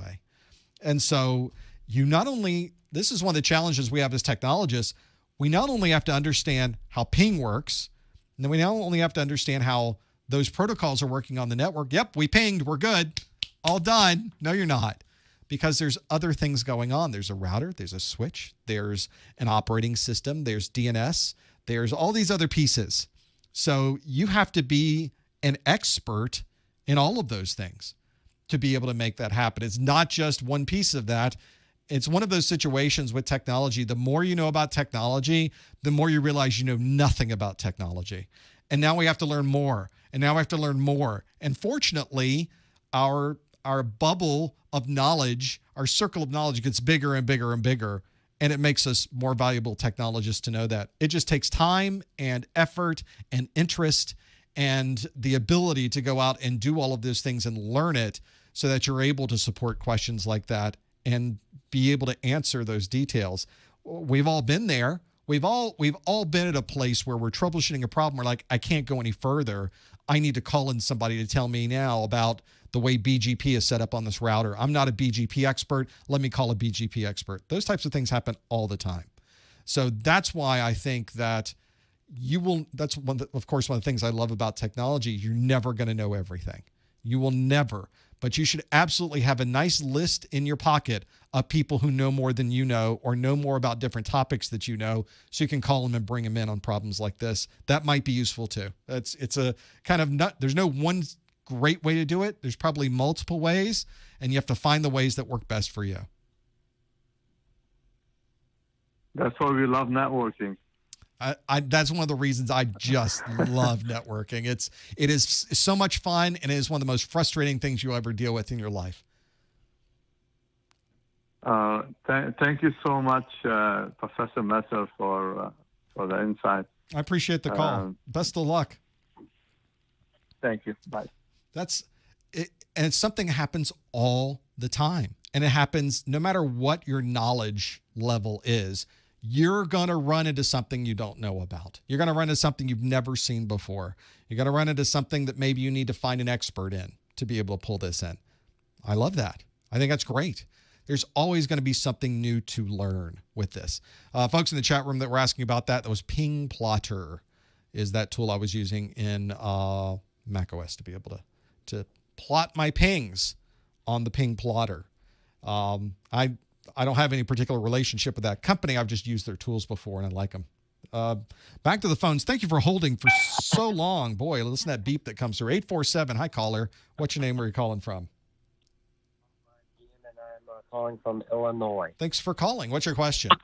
I have three. So the first one is the differences between the MPLS, ATM, and frame relay. Can you please try to distinguish those three? Well, I did very quickly. I won't repeat everything that I've done in my training course, but I do have a video that goes through each one of those. And for the most part, MPLS, ATM, frame relay, all wide area network connectivity methods. So if you're plugging into a WAN, you need to connect to a site that is in another city or another state or another country.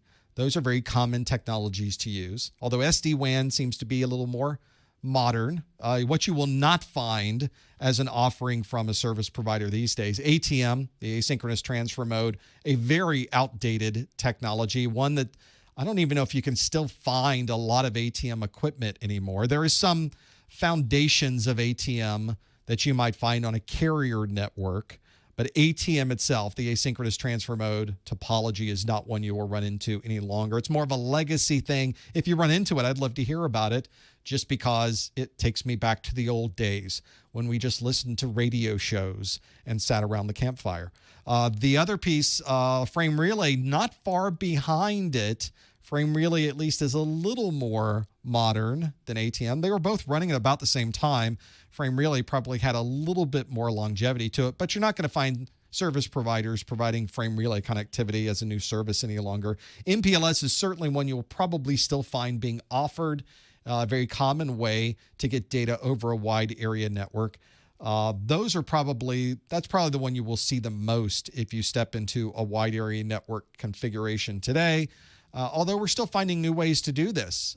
It's now almost easier just to set up broadband connections on both sides and run a VPN and not have a leased line with a service provider that goes through that connection. I guess it really depends on what your needs and requirements are for both of those. But I try to go into pluses and minuses and compare and contrast those in the videos that I have, and that may be a good place to go as a follow-up.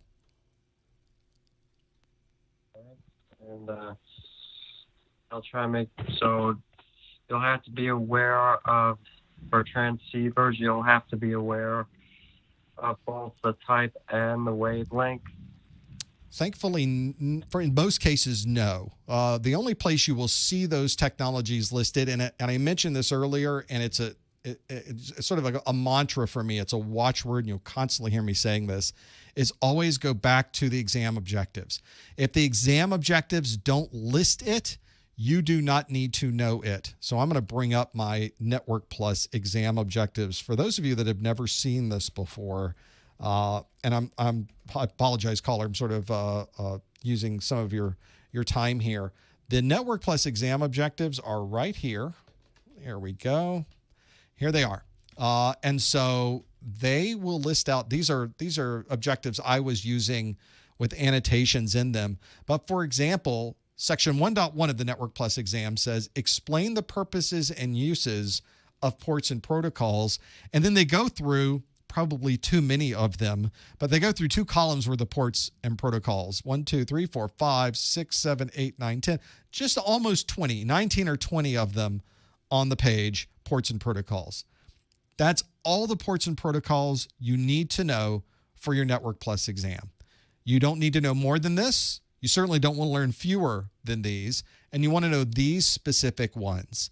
I've had people come to me and say, well, I've got 2 pages of ports and protocols. It's a list of everything between port 0 and port 1023. I say, no, you don't need to know every possible port and protocol in the world. You only need to know these.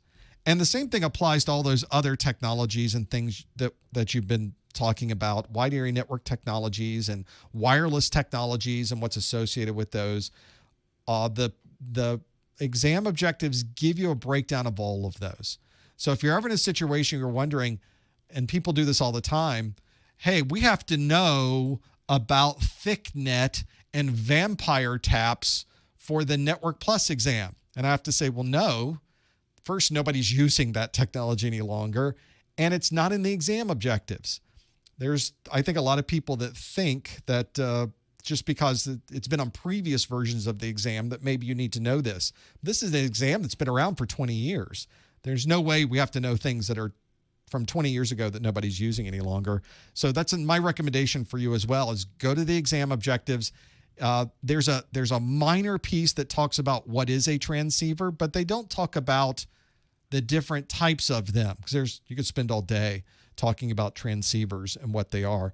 But you may run across one, or somebody say, grab the transceiver. Do we need a transceiver for this? Those are things you might want to know about. If it's in the exam objectives, you'll need to know about it. If it's not there, do not worry about the details from the exam objectives. You'll be just fine. That's my recommendation almost always.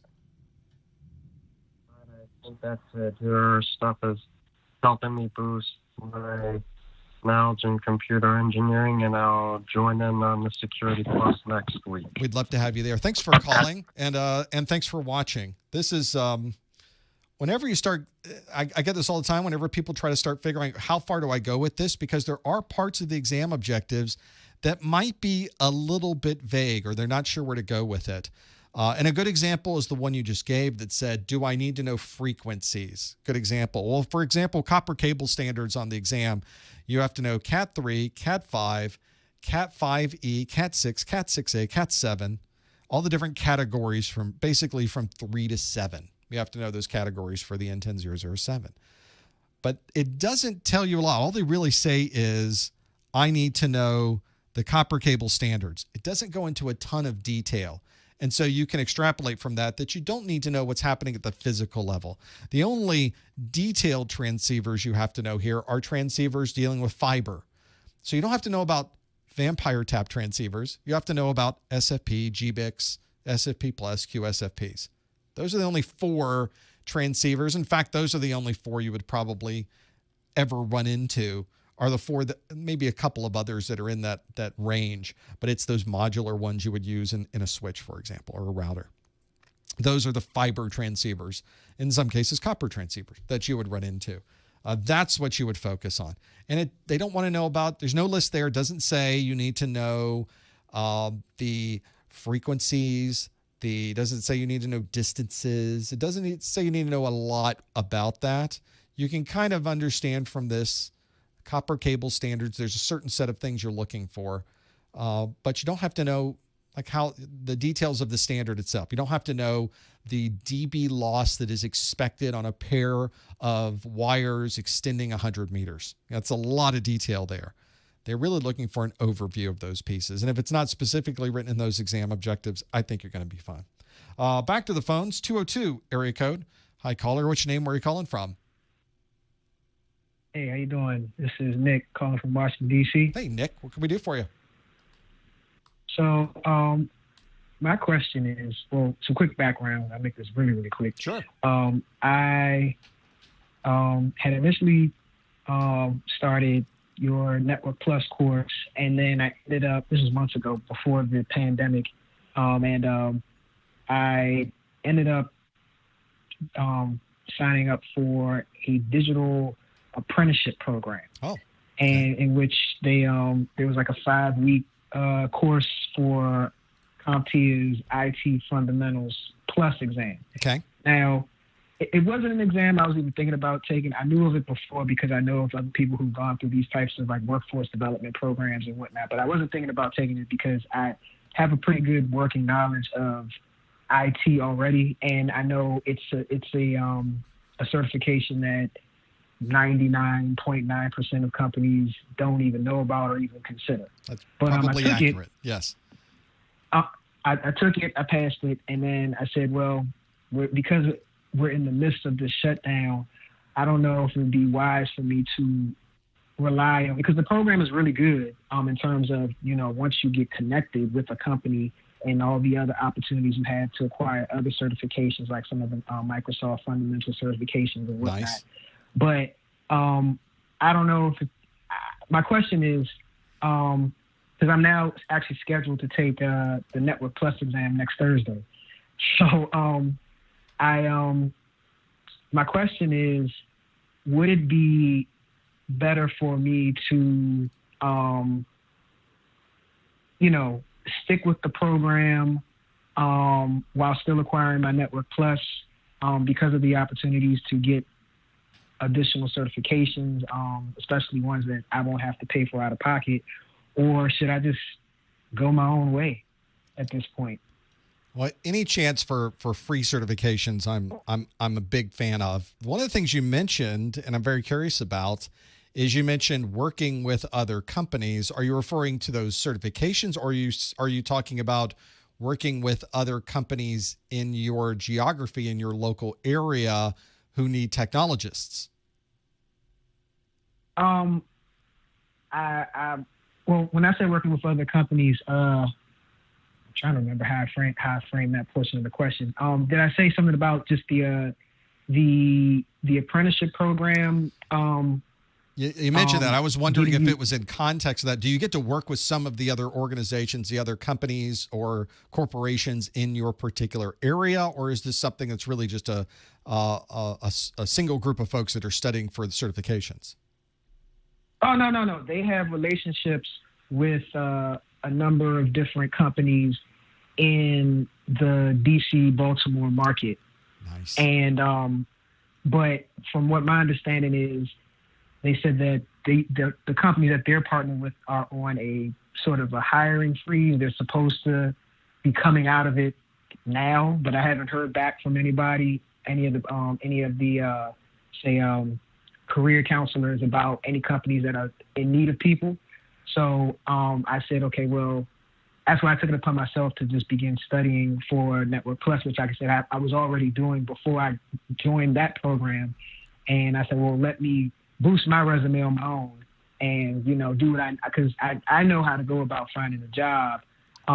However, I will say that, and I've heard other people in previous study groups that you've done, I've heard you tell people time and time again just ways to break in, because this is a career transition for me also. Okay. So I don't know. Yeah, I hope I'm making sense. But yeah, like I said, that's my concern, going my own way and possibly just getting hung up because, I don't have already that 1 or 2 years of experience that a lot of companies are asking for, even for entry-level positions, or, just hold tight, still get the Network Plus, but hold tight for the apprenticeship program to place me in front of companies that they're partnered with. The job market right now is chaotic. It's some places there's some activity, other places there is not. There's still job postings out there. So many companies are not hiring right now because they just aren't sure when things are going to ramp up. But this is very much like anything else in IT. When suddenly projects are starting up again, they are going to need technologists to be able to work with those projects. So we all expect there to be a ramp-up period. It's not going to happen overnight, but we're going to see more activity as we suddenly come out of the other side of this. That's the part that is important. But the other part for you, being a transition, is getting your foot in the door. And it's something as you've mentioned, I stress all the time, is once you get in, moving up is so much easier, but just getting in the door can be a challenge. And it's very often, of course, everyone's heard the term, it's not what you know, it's who you know. It really should be, it's more than just what you know. You really do need to be familiar with the people that are out there. You're in a particular part of the world where relationships and who you know in that area can help you a lot trying to get down to that point. And I think that if you have an opportunity where somebody can already kind of be the Sherpa, they can kind of help you through getting into that area, and they have the relationships with the hiring managers and can get you a seat in the room making the paycheck, That's a pretty valuable thing, at least right now. If you don't already have those relationships in the industry, because these relationships take a lot of time to build. It's not something you can build overnight. If you can find somebody who can help you along those lines, that can be very, very powerful.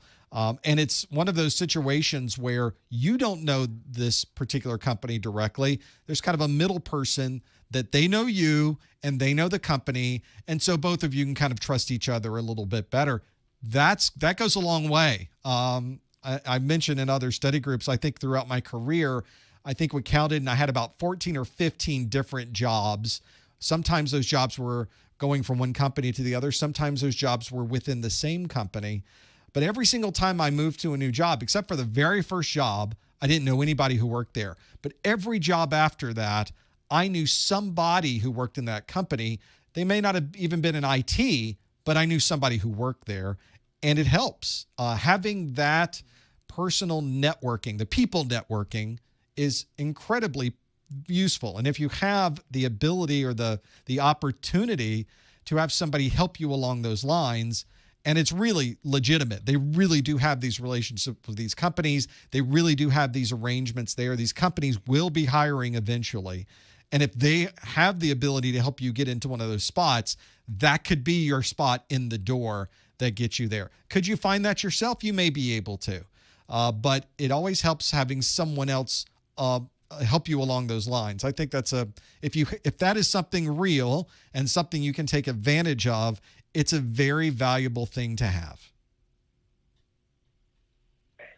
Okay. So I think what I'll do is once I get the Network Plus certification, because I know just by virtue of being in this market, I know a ton of people who are already working in IT in various capacities. So I'll circle back around to some people I know to let them know, like, hey, I got my Net Plus now, because they know that I'm doing the apprenticeship program, but I'm letting them know I have Net Plus certification rather. Is there any potential for a spot for me where you work, or do you just through the grapevine have you heard anything? Absolutely do that. Make sure your LinkedIn is up to date. Make sure all of that is on your LinkedIn. Make sure you're sending people the link to your LinkedIn page. And knowing people in the industry that you already have these relationships, absolutely. We love to help people in this industry get a job or get a better job. It's a very friendly industry to work in. So take advantage of those things. These are great professional relationships to have, and these are relationships you will have throughout your career, and your career moves very, very quickly in IT. You never seem to sit in one place for very long or sit at one level for very long. So this is something that you're going to be helping people with this later on in your career as well. Make sure that you keep those lines of communication open, that you let them know what's going on. You've got exactly the right plan of attack, Nick. Okay, cool. Sounds good. Well, thanks a lot, Professor. I really appreciate it. I appreciate the call. Thanks. Best of luck. That's a great place to be. I have a video I've been working on, which is how to get a job in IT with no experience. And I've kind of listed out those types of things that you need to know. It's not a single answer. There's not one quick, easy way to do it. It's a lot of little things you have to do to kind of build up and have something that's marketable. And sometimes these things take a lot of time. The relationships you build in the industry take a lot of time. It's something that doesn't happen overnight. And you have to be not willing to do it. You have to be knowledgeable enough, or at least you have to already plan for those things to have those relationships in place. Have your LinkedIn page ready to go. Make sure all your friends are linked into you in the industry. I'm not talking about family. I'm talking about professional relationships. You have to take care of your LinkedIn page very carefully. You don't just want to put the world on it. My LinkedIn page is for people I have worked with, and maybe directly in a company or as a third party with that company. I don't have anybody that I link to in LinkedIn that I have not directly worked with. That way I can kind of manage the group that I have there. And kind of work from there. I think other people should kind of think about that the same way. It can be a very valuable thing to have. Back to the phones, the 304 area code. Hi, caller. What's your name? Where are you calling from? Caller. Hi, my name is Matt. Hey, Matt. Thanks for calling. What can we do for you? Yeah, I have a question concerning dynamic routing protocols. Hit me. And my question is, when implementing and setting up a new network, when would you prefer to use EIGRP over OSPF? Well, you've got a few options there. And by the way, I've broken a lot of networks with dynamic routing protocols, so I'm the perfect person to ask for a question like this. And it's one where, for the most part, dynamic routing protocols can be extremely useful, but they're useful for a particular function. It's not you just don't turn them on because that's what you do. There's usually a very specific reason you are using these. So the examples you gave me, well, which are the two? EIGRP and what was the other one? OSPF. OSPF. So two very common routing protocols that differ very much in complexity. OSPF is a very complex routing protocol with lots of functionality, with plenty of options and things you can do with it, with redundant functionality, load balancing functions, the way that it responds to network changes is very specific. And EIGRP, people tend to consider it a Cisco protocol. It's not proprietary, but it is primarily found on Cisco devices. It is one that I think for the most part we can just call it a Cisco protocol, but it's one that if somebody wanted to make a router and have it use EIGRP, maybe someone's already done this, they could. But I don't know that anybody does. EIGRP, relatively less powerful or less complex, but still quite a powerful dynamic routing protocol. I guess it would really depend on what type of routers you're using. So already there's you'd have to have routers that all understood this particular routing protocol for this to work. In many environments, everybody's using Cisco, so you can have a choice between both of those. But there are some environments where you're connecting to a third party, or you might have routers at a remote site. For example, maybe you're a retail company and you have 1,000 stores across the country, and you just can't afford Cisco at all 1,000 of those stores, so you would use a different company's router. Maybe it's an integrated device from a third party. Those probably aren't going to run EIGRP, so you don't even have the choice. So there's decisions that have to be made at a planning level, an engineering level for that. But let's say they are. Let's say everything is Cisco, just to make this easy. Now you get to decide how familiar are you with EIGRP and the way that it works under the surface. EIGRP a little bit, I would say a lot easier to learn than OSPF. OSPF much more complex. They are both designed and implemented in a very different way. So you would engineer them out, especially on large networks, in very different ways. Although everybody I think I've ever seen running OSPF runs one area. So sometimes we use these protocols, but we really don't take advantage of everything the protocol brings to it. There used to be a time when we would never run OSPF on a router because OSPF was so big and so complex that it automatically meant that we were introducing bugs into the router. That's how bad it was. OSPF's got much better through the years. We've gotten much better at understanding it, and the code has gotten much better through the years. But it's one of those situations where you also have to consider that if you're planning to put a technology in place. So there's never any one reason. There's usually 20 different questions you would want to ask. And after looking at all 20 of those answers, you can then decide EIGRP is better or worse for these reasons, plus or minus, and then OSPF is better or worse for these reasons, plus or minus. So that's and you also didn't mention this, but in a lot of environments, in a large number of environments, they don't use any dynamic routing protocols internally at all. They just do static routing everywhere. So they don't have to worry about it. They never have to worry about a bug with OSPF or it not working properly if something was to go out, or worrying about an update not being correct on a particular router, or running out of memory. Memory is a big problem with these dynamic routing protocols. Running out of resources on a router because you're running a dynamic routing protocol.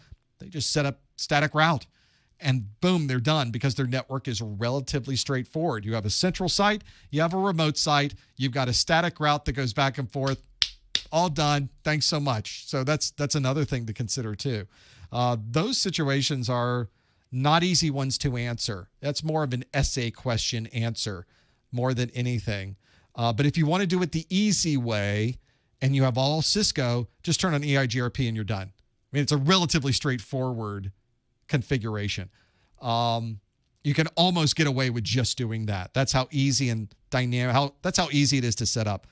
OSPF, though, a lot more involved to be able to do that. So OSPF is not quite the same thing to be able to have that happen, but still not a deal breaker on a small network to get that running, but it's a little more involved. You have to be a little bit more knowledgeable of the protocol, and you could spend a week in training learning nothing but OSPF.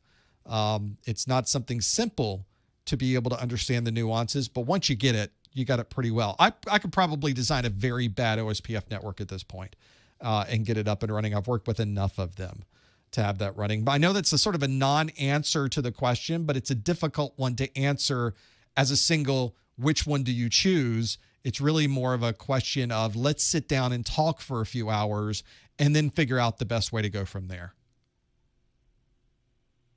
Right. Okay. I appreciate your answer and your perspective. Thanks, Professor. Thanks, Matt. Appreciate the call. In the chat room, some people were even saying, okay, what if a link fails if you're using static routing? Well, I guess it depends how it fails, because you can set up multiple static routes. They can have different numbers of metrics associated with them. So one route is preferred over another. I guess it just depends on how it fails, because you're not getting dynamic updates. If the link is still open, if you still have signal and it's not down, then you're probably not going to fail over. But if you do lose a connection and you do lose the signal, then you can fail over to the other side. Obviously, there's advantages and disadvantages for using dynamic versus static. In some environments, there is no other route.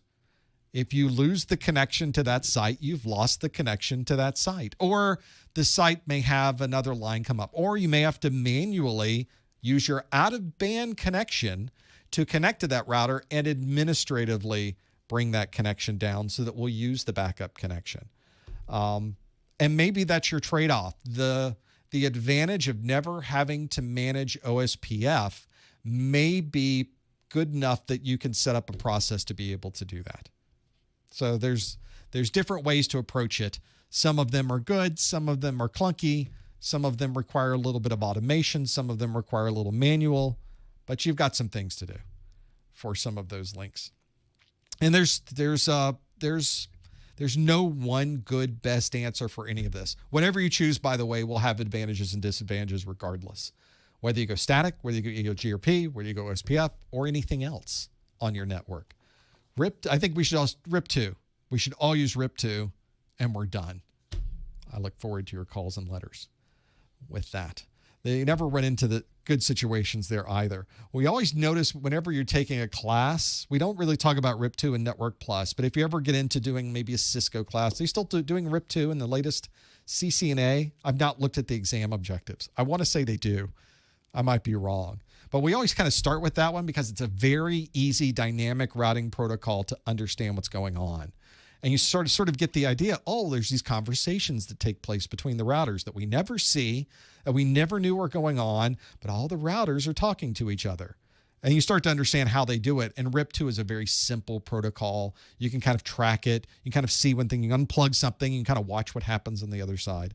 And then you realize, oh, that's how it works. Now let's do a more complex one.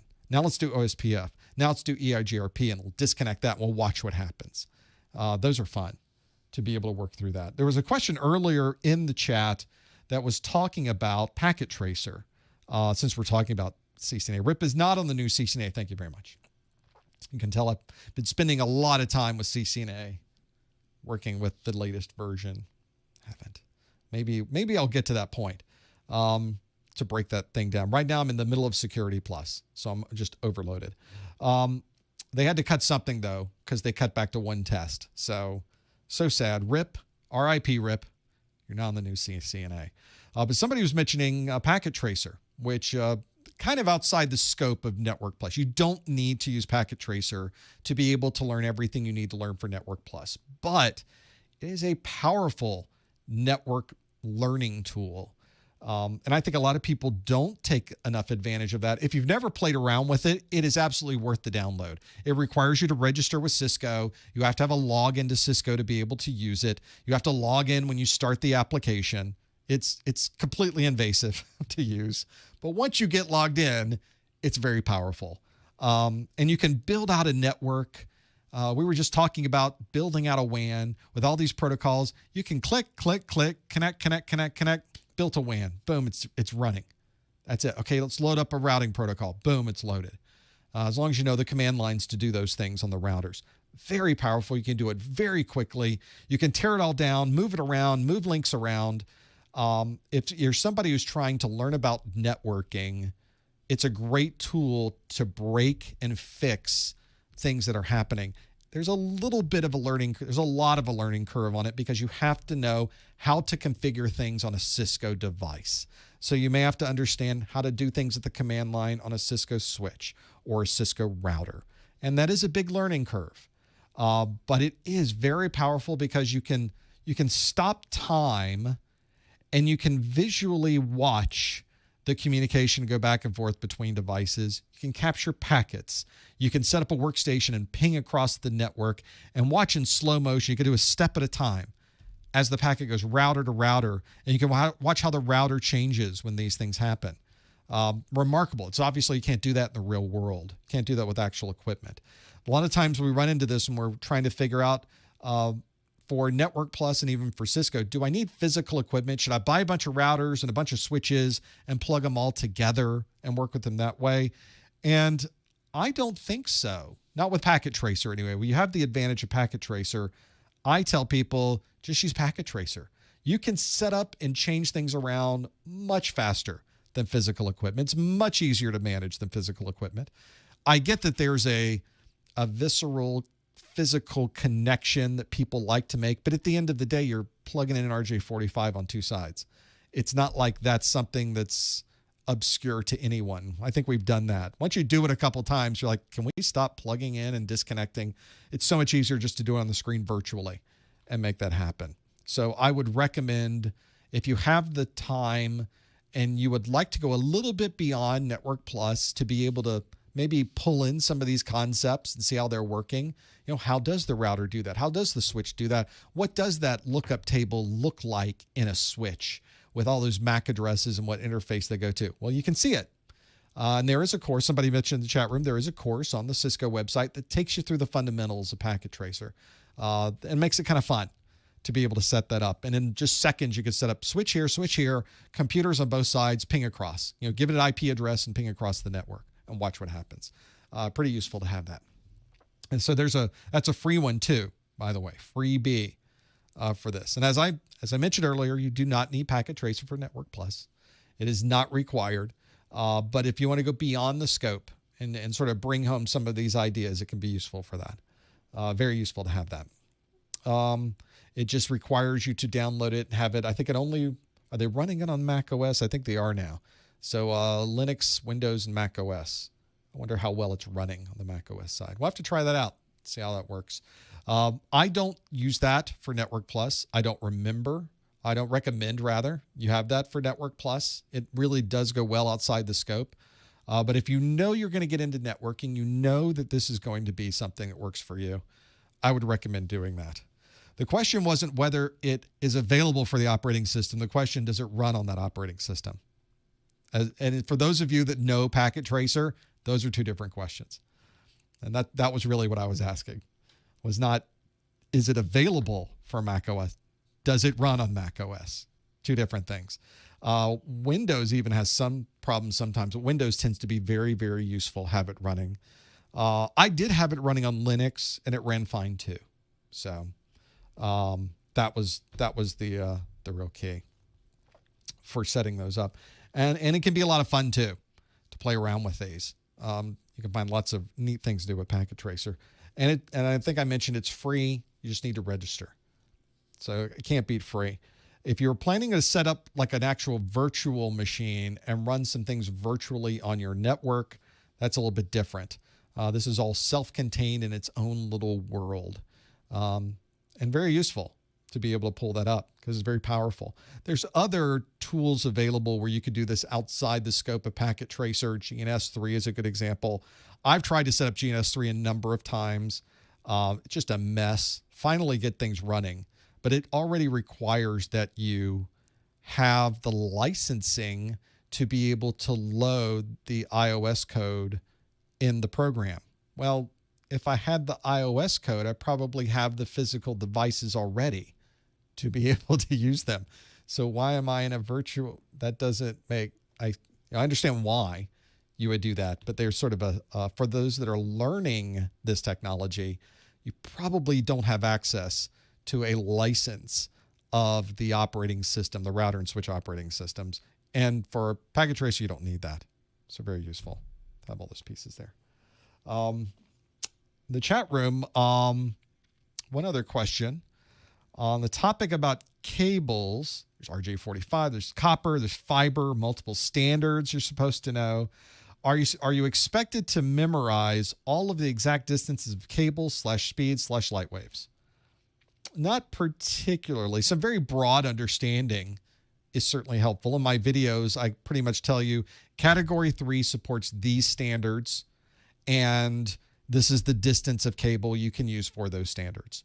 That's kind of all you need to know. That's the basics that a network engineer would need to know to design a network. Well, I'm setting up a 10 gig copper from here to here over Cat 6 is what I have in the wall. How far can I go? Will that reach? Okay, yes, it will. Okay, that's what we'll run.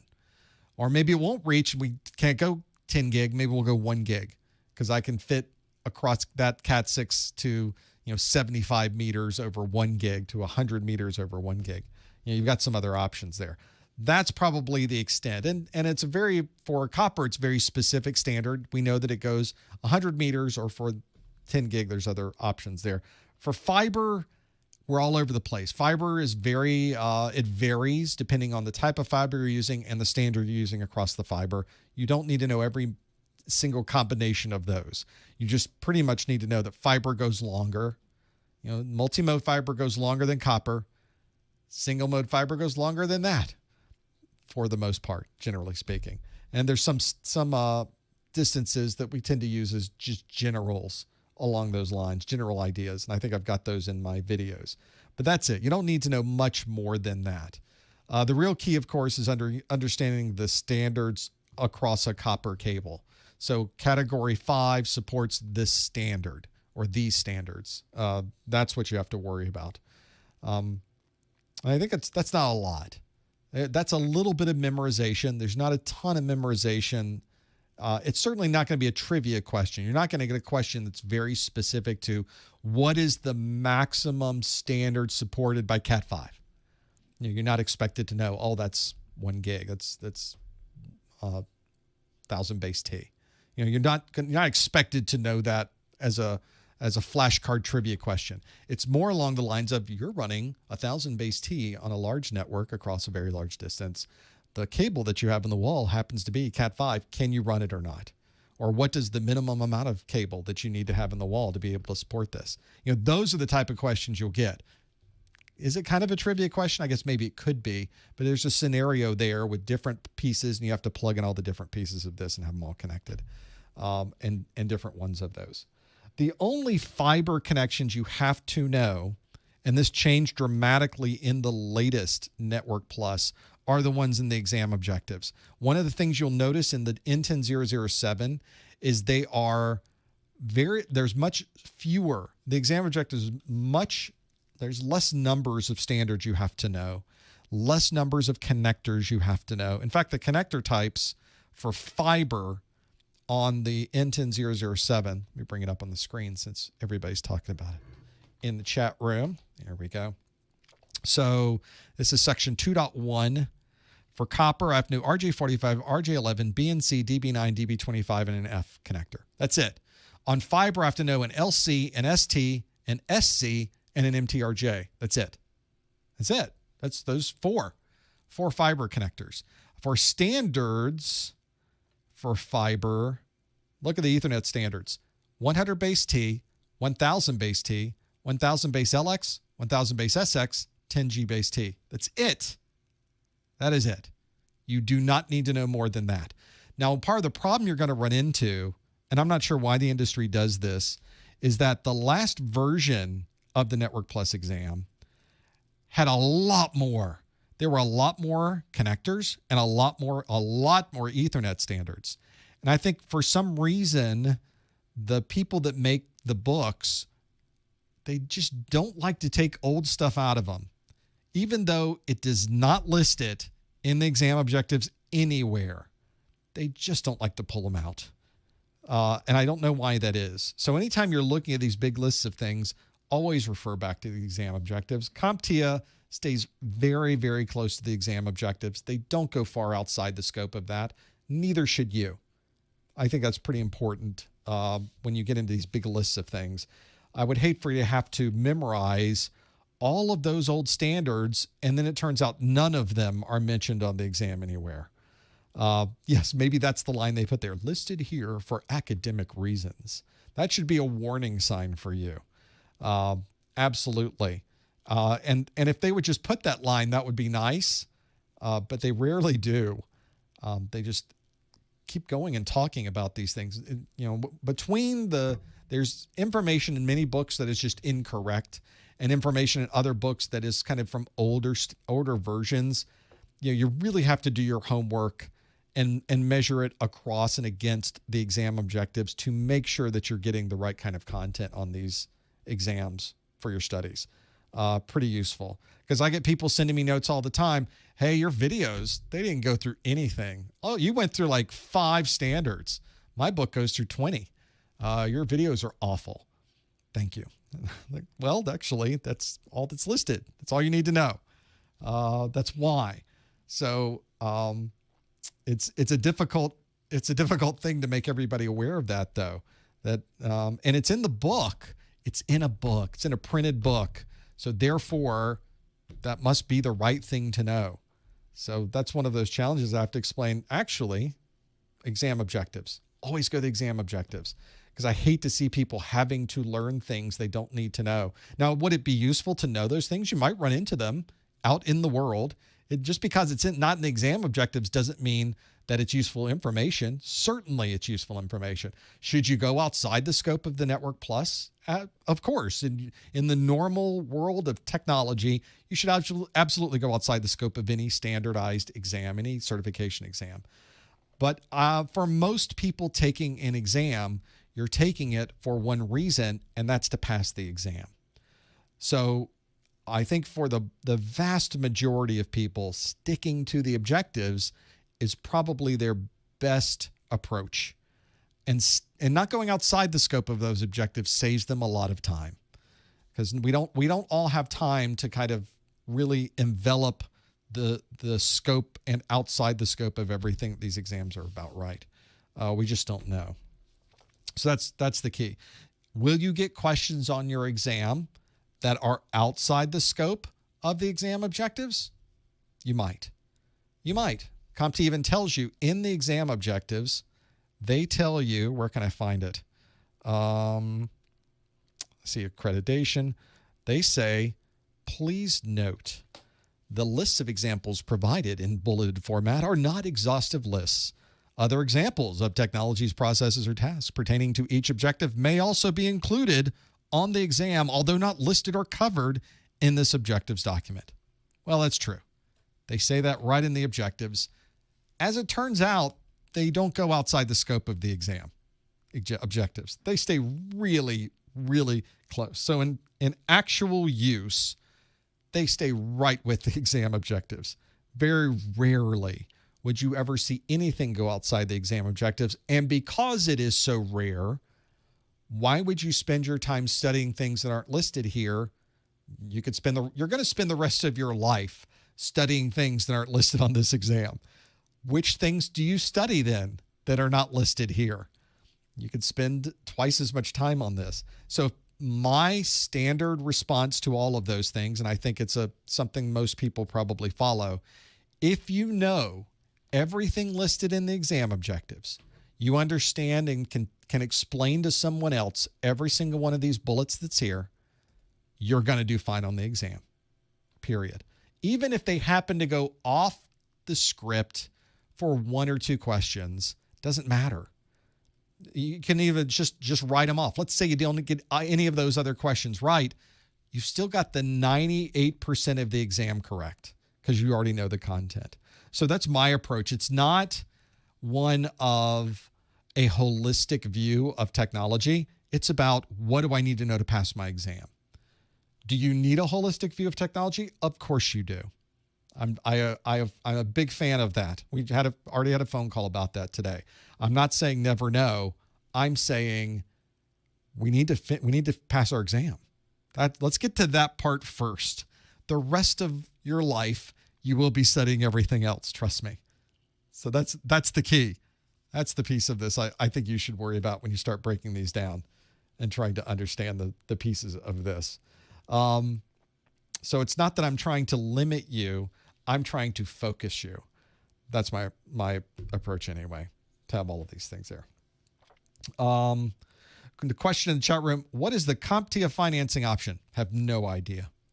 Don't know what you're talking about. Are we buying a car?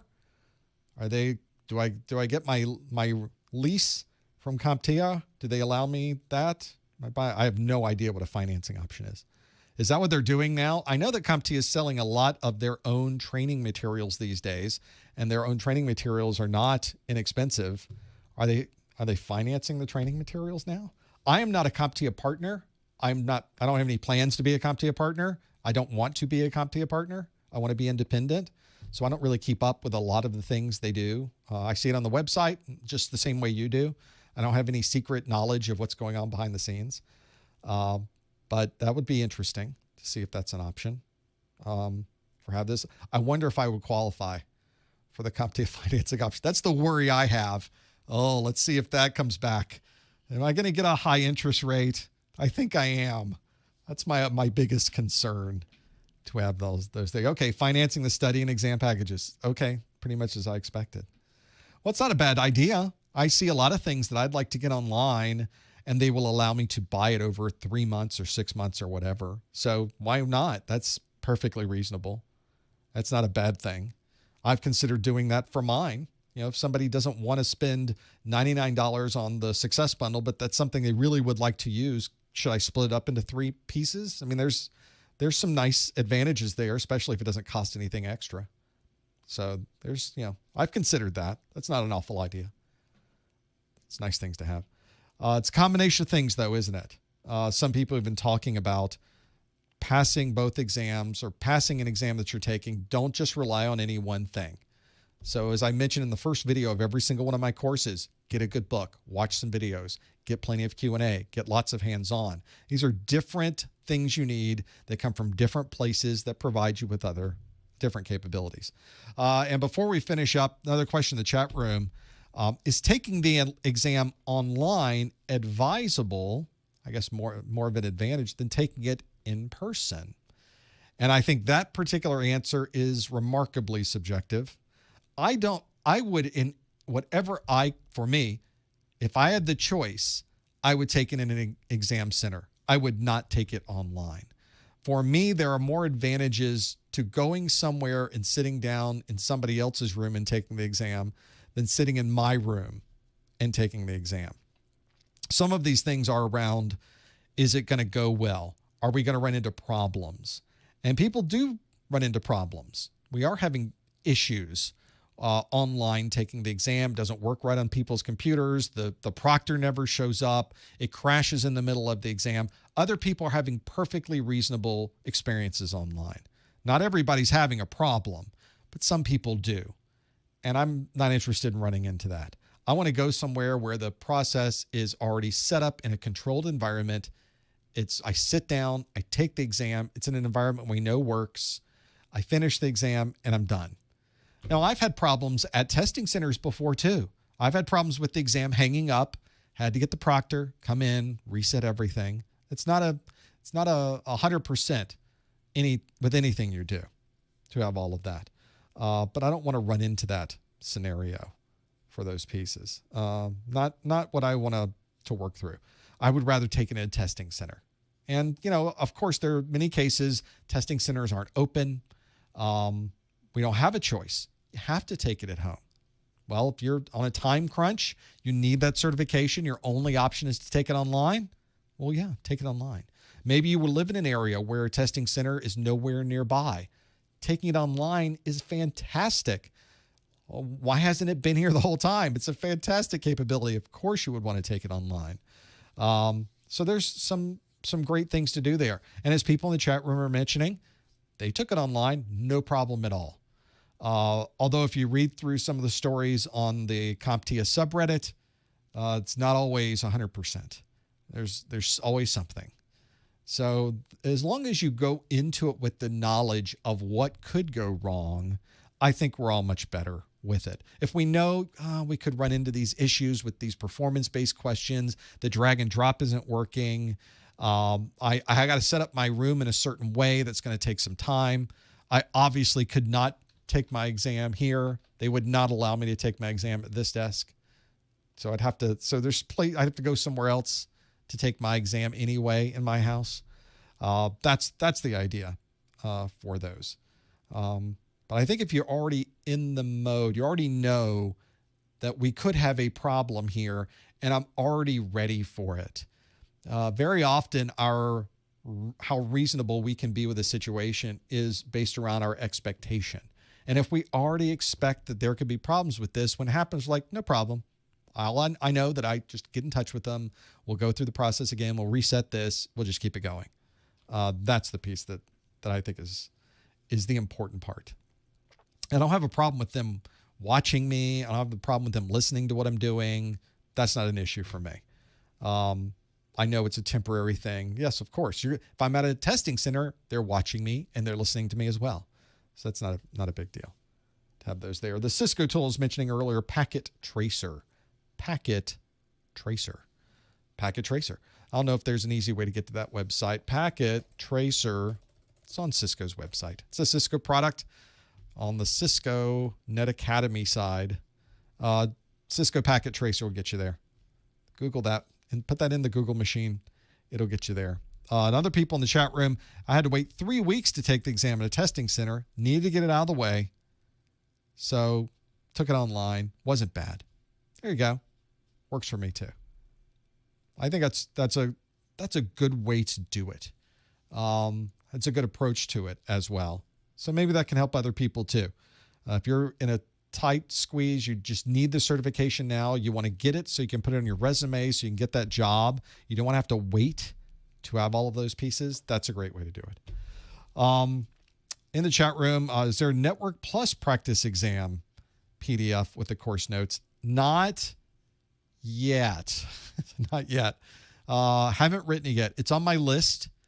It has been worked on a little bit, but we're nowhere near. We're in the very beginning part of whatever production that would be. So currently there is not a Network Plus practice exam book. For those of you already familiar, I have a Security Plus practice exam book. There's a Core 1 A Plus practice exam book. There's about to be a Core 2 A Plus practice exam book. My goals are to get a Network Plus practice exam book. It's about timing at this point. But I'd love to have one. It's my goal to have one. It's on my list of things, but I have a really long list of things. I have more things on my list than I would ever be able to do. So right now, there is not a Network Plus practice exam book, and I do not have the ability to tell you when one would arrive. So you're talking about months from now, even if it was to exist. And I'm not saying that it would. So there's my very clear hedge for everyone who is listening to that. You said there'd be a book in 2 weeks. No, there's not. There's not. There will not be a book in 2 weeks or 2 months from that perspective. But I think it'd be nice to have. Based on what I've read and what I've seen in other practice exams, I think it's needed still. So my plan is to have that. Is there an ETA for my Core 2 practice exam book? There is not. It's one of those that it will be done when it's done. My standard response is I hope to have it available in the coming months. So I think that should set your perspective to have those things there. I am writing all of these from scratch. There's a lot of content in them. They're like 300, 400-page books. So there's a lot in it. So it just takes time. That's it. It's just time. It's just the Earth spinning on its axis and rotating around the sun. That's all. That's the challenge, of course. And I don't send these out. There's not a third party that writes these. The goal with these books is the quality. There's plenty of stuff you can get that's just good enough, I call it. Plenty of things out there. You could buy plenty of things that are just good enough. But I pride what we do here on doing things that are the best possible thing I could create. So I don't sub these things out. I don't go to Fiverr and have someone else write them, and then I have to fix them up. I just write them from scratch. I think it's worth it. And I know that when I tell people this is good stuff that will help you for your exam, that I've spent the time to figure out, how does CompTIA ask these questions? What style do they use in their questions and the way they present the answers? What is the standard way of asking questions like this? A good example, CompTIA rarely asks a not question. Almost never. In fact, for A+ and Network Plus, I don't think I've ever seen a not question come up in the research that I've done with the type of questions they ask. What I mean by that is which of the following would not be the category of cable that you would use for this? And then they list out a bunch of things, because those questions get really weird really quick. If you've ever done these not questions, which of these would not be the best way to prevent something from happening? Wait, am I not preventing it? Am I not? Do I not? So they don't even ask. CompTIA doesn't even ask the not question. So if you run into a sample question or a test question or something that's preparing you for the exam that has a not question in it, you're already sort of going down a weird road. CompTIA tends to write these days, this has not always been this way, they tend to write very straightforward questions where the question's very easy to understand. It may be long. They may have a lot of sentences in it. And then they give you the answers. The answers are very easy to understand what they're asking. And then you pick the answer. They don't tend to do a lot of questions that tend to obfuscate what they're trying to ask. They don't try to put a lot of word salad in there that which of these would not prevent this from occurring. What? No, they don't do that. It's very straightforward. Now, it may be an involved scenario, that Jack is a user in the accounting department and ran into this problem and opened a help desk ticket, and the help desk technician performed these things and found this happening. What should be the next thing this particular technician does? And that's a very common CompTIA question. But that's relatively straightforward, and we have everything we need in that question to answer what's there. So I like that, and I tend to write my questions in a similar meter, in a similar style, in a similar voice, so that they're my own questions. I write everything from scratch, but I want to emulate their format in many ways. So I try to put it in a similar difficulty reading level that they have, in the same style that they have. Maybe they may change the style overnight someday, and I think that's okay, because I think this is a good one that teaches you in a way that's very straightforward. That to me is the goal with these. So that's why you don't see these popping out every month that there's a new book. I want it to be something that is written, tested, edited properly, and in many cases, I'm the one doing all of these things, and it makes sense when you're reading through it, and you've learned something from the question. Some of these I depart a little bit from CompTIA because I want the answers to be something that you learn along with it. So that's why that's a long answer for me explaining why there's not a book.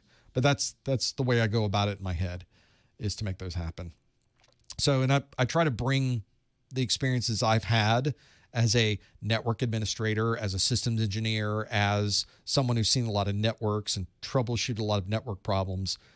I try to bring that into the questions too, because CompTIA does stay pretty close to real world with the answers. Sometimes they don't, but they do tend to stay pretty close to these.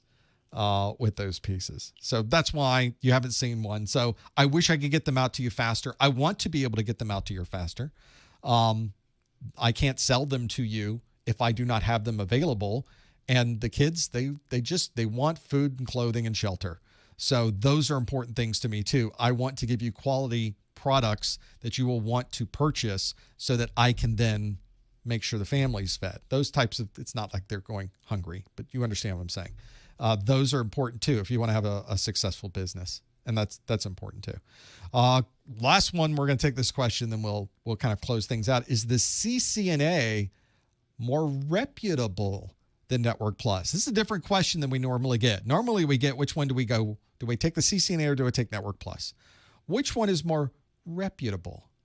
I think both of them have a very good reputation in the industry. Both are extremely well thought of in the industry, but they're thought of in different ways. These are different certification exams. The Cisco Certified Network Administrator, CCNA, which I guess is now just CCNA, isn't it? It's not routing and switching. It's just CCNA. And then there's a CCNA Security or CCNA other things. But just the CCNA is very different than Network Plus. Network Plus, I think you can consider a entry-level certification. I would not consider the CCNA an entry-level certification. It is an associate-level certification. So absolutely, it is one that even Cisco says, this is not really entry. This is more ability to get to the point. They say this is one where you already knew the fundamentals, and let's take you to the next level. So CCNA, much more difficult than Network Plus. Many more moving parts, lots more topics that you have to know, lots more things you need to have an understanding of. But the CCNA is certainly well thought of in the industry and a natural progression from the Network Plus. Now, if you're somebody who is working, you want to be a network administrator, you want to take that networking knowledge and expand it, maybe being a senior network administrator, you want to work with some type of networking technologies, you love routing, you love switching, you just want to do more of it, you might want to skip over Network Plus and go right to CCNA. You'll have to study more. There will be more things you will need to learn than had you started with Network Plus. But I think some people start there and they just have to spend more time to be able to make that happen. That's not unreasonable if you're already somewhat familiar with the technologies. For other people that need a entry-level position in a help desk, maybe they want to get an entry-level position in a network operations center. Network Plus is a perfect fit. You don't need to know how to configure a switch. You don't need to know how to set up a router, but you need to know the basics of networking and understand some of the terminology that we use. Network Plus is a much better fit for that. Cisco has recently changed earlier this year in February. They changed their Cisco certifications. There is no CCENT, the Cisco Certified Enterprise Network Entry-Level Network Technician, Enterprise Network Technician. There is no longer a CCENT. It is simply one test that is the CCNA. So it changed quite a bit there. And they threw out some things. They brought in some others. It's a little bit of a bigger exam topic-wise to know since it's a single exam. But I think they made the exam a little bit easier to take, if you will. So that's where that is. I think that's one where it's a little bit different. So when people say which has a better reputation, both are very good. The reputation of both in the industry is very good for Network Plus and Cisco. We're not talking about like there are other certifications in the industry that don't have good reputations. These are not two of them there. That was very good of me to have that there. Do you need experience with a CCNA to get started? No. A lot of people start with their CCNA, but I think they already had some knowledge of networking to pull from. Otherwise, it's going to be a little bit more of an upward battle. CCNA is a lot of content and a lot of things to know, so it's a little bit more to be able to get there. I think that's the way I would separate those two things out. They're not apples and oranges. You don't replace one with the other.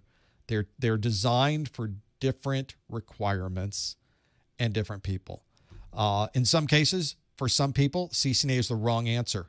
For some people, Network Plus is the wrong answer. So I think sometimes people misunderstand where I'm going with that. But I think that's where I'd focus.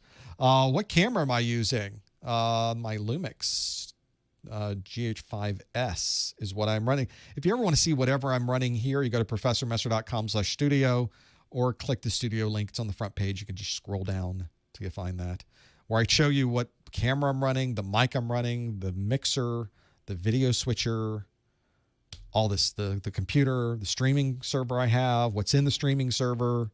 Streaming server is kind of outdated at this point. I don't know if I can even get this motherboard that's in here, but it's a great streaming server. It runs great for what we're doing anyway. So that's why I just keep running it. I got a good video card in there too.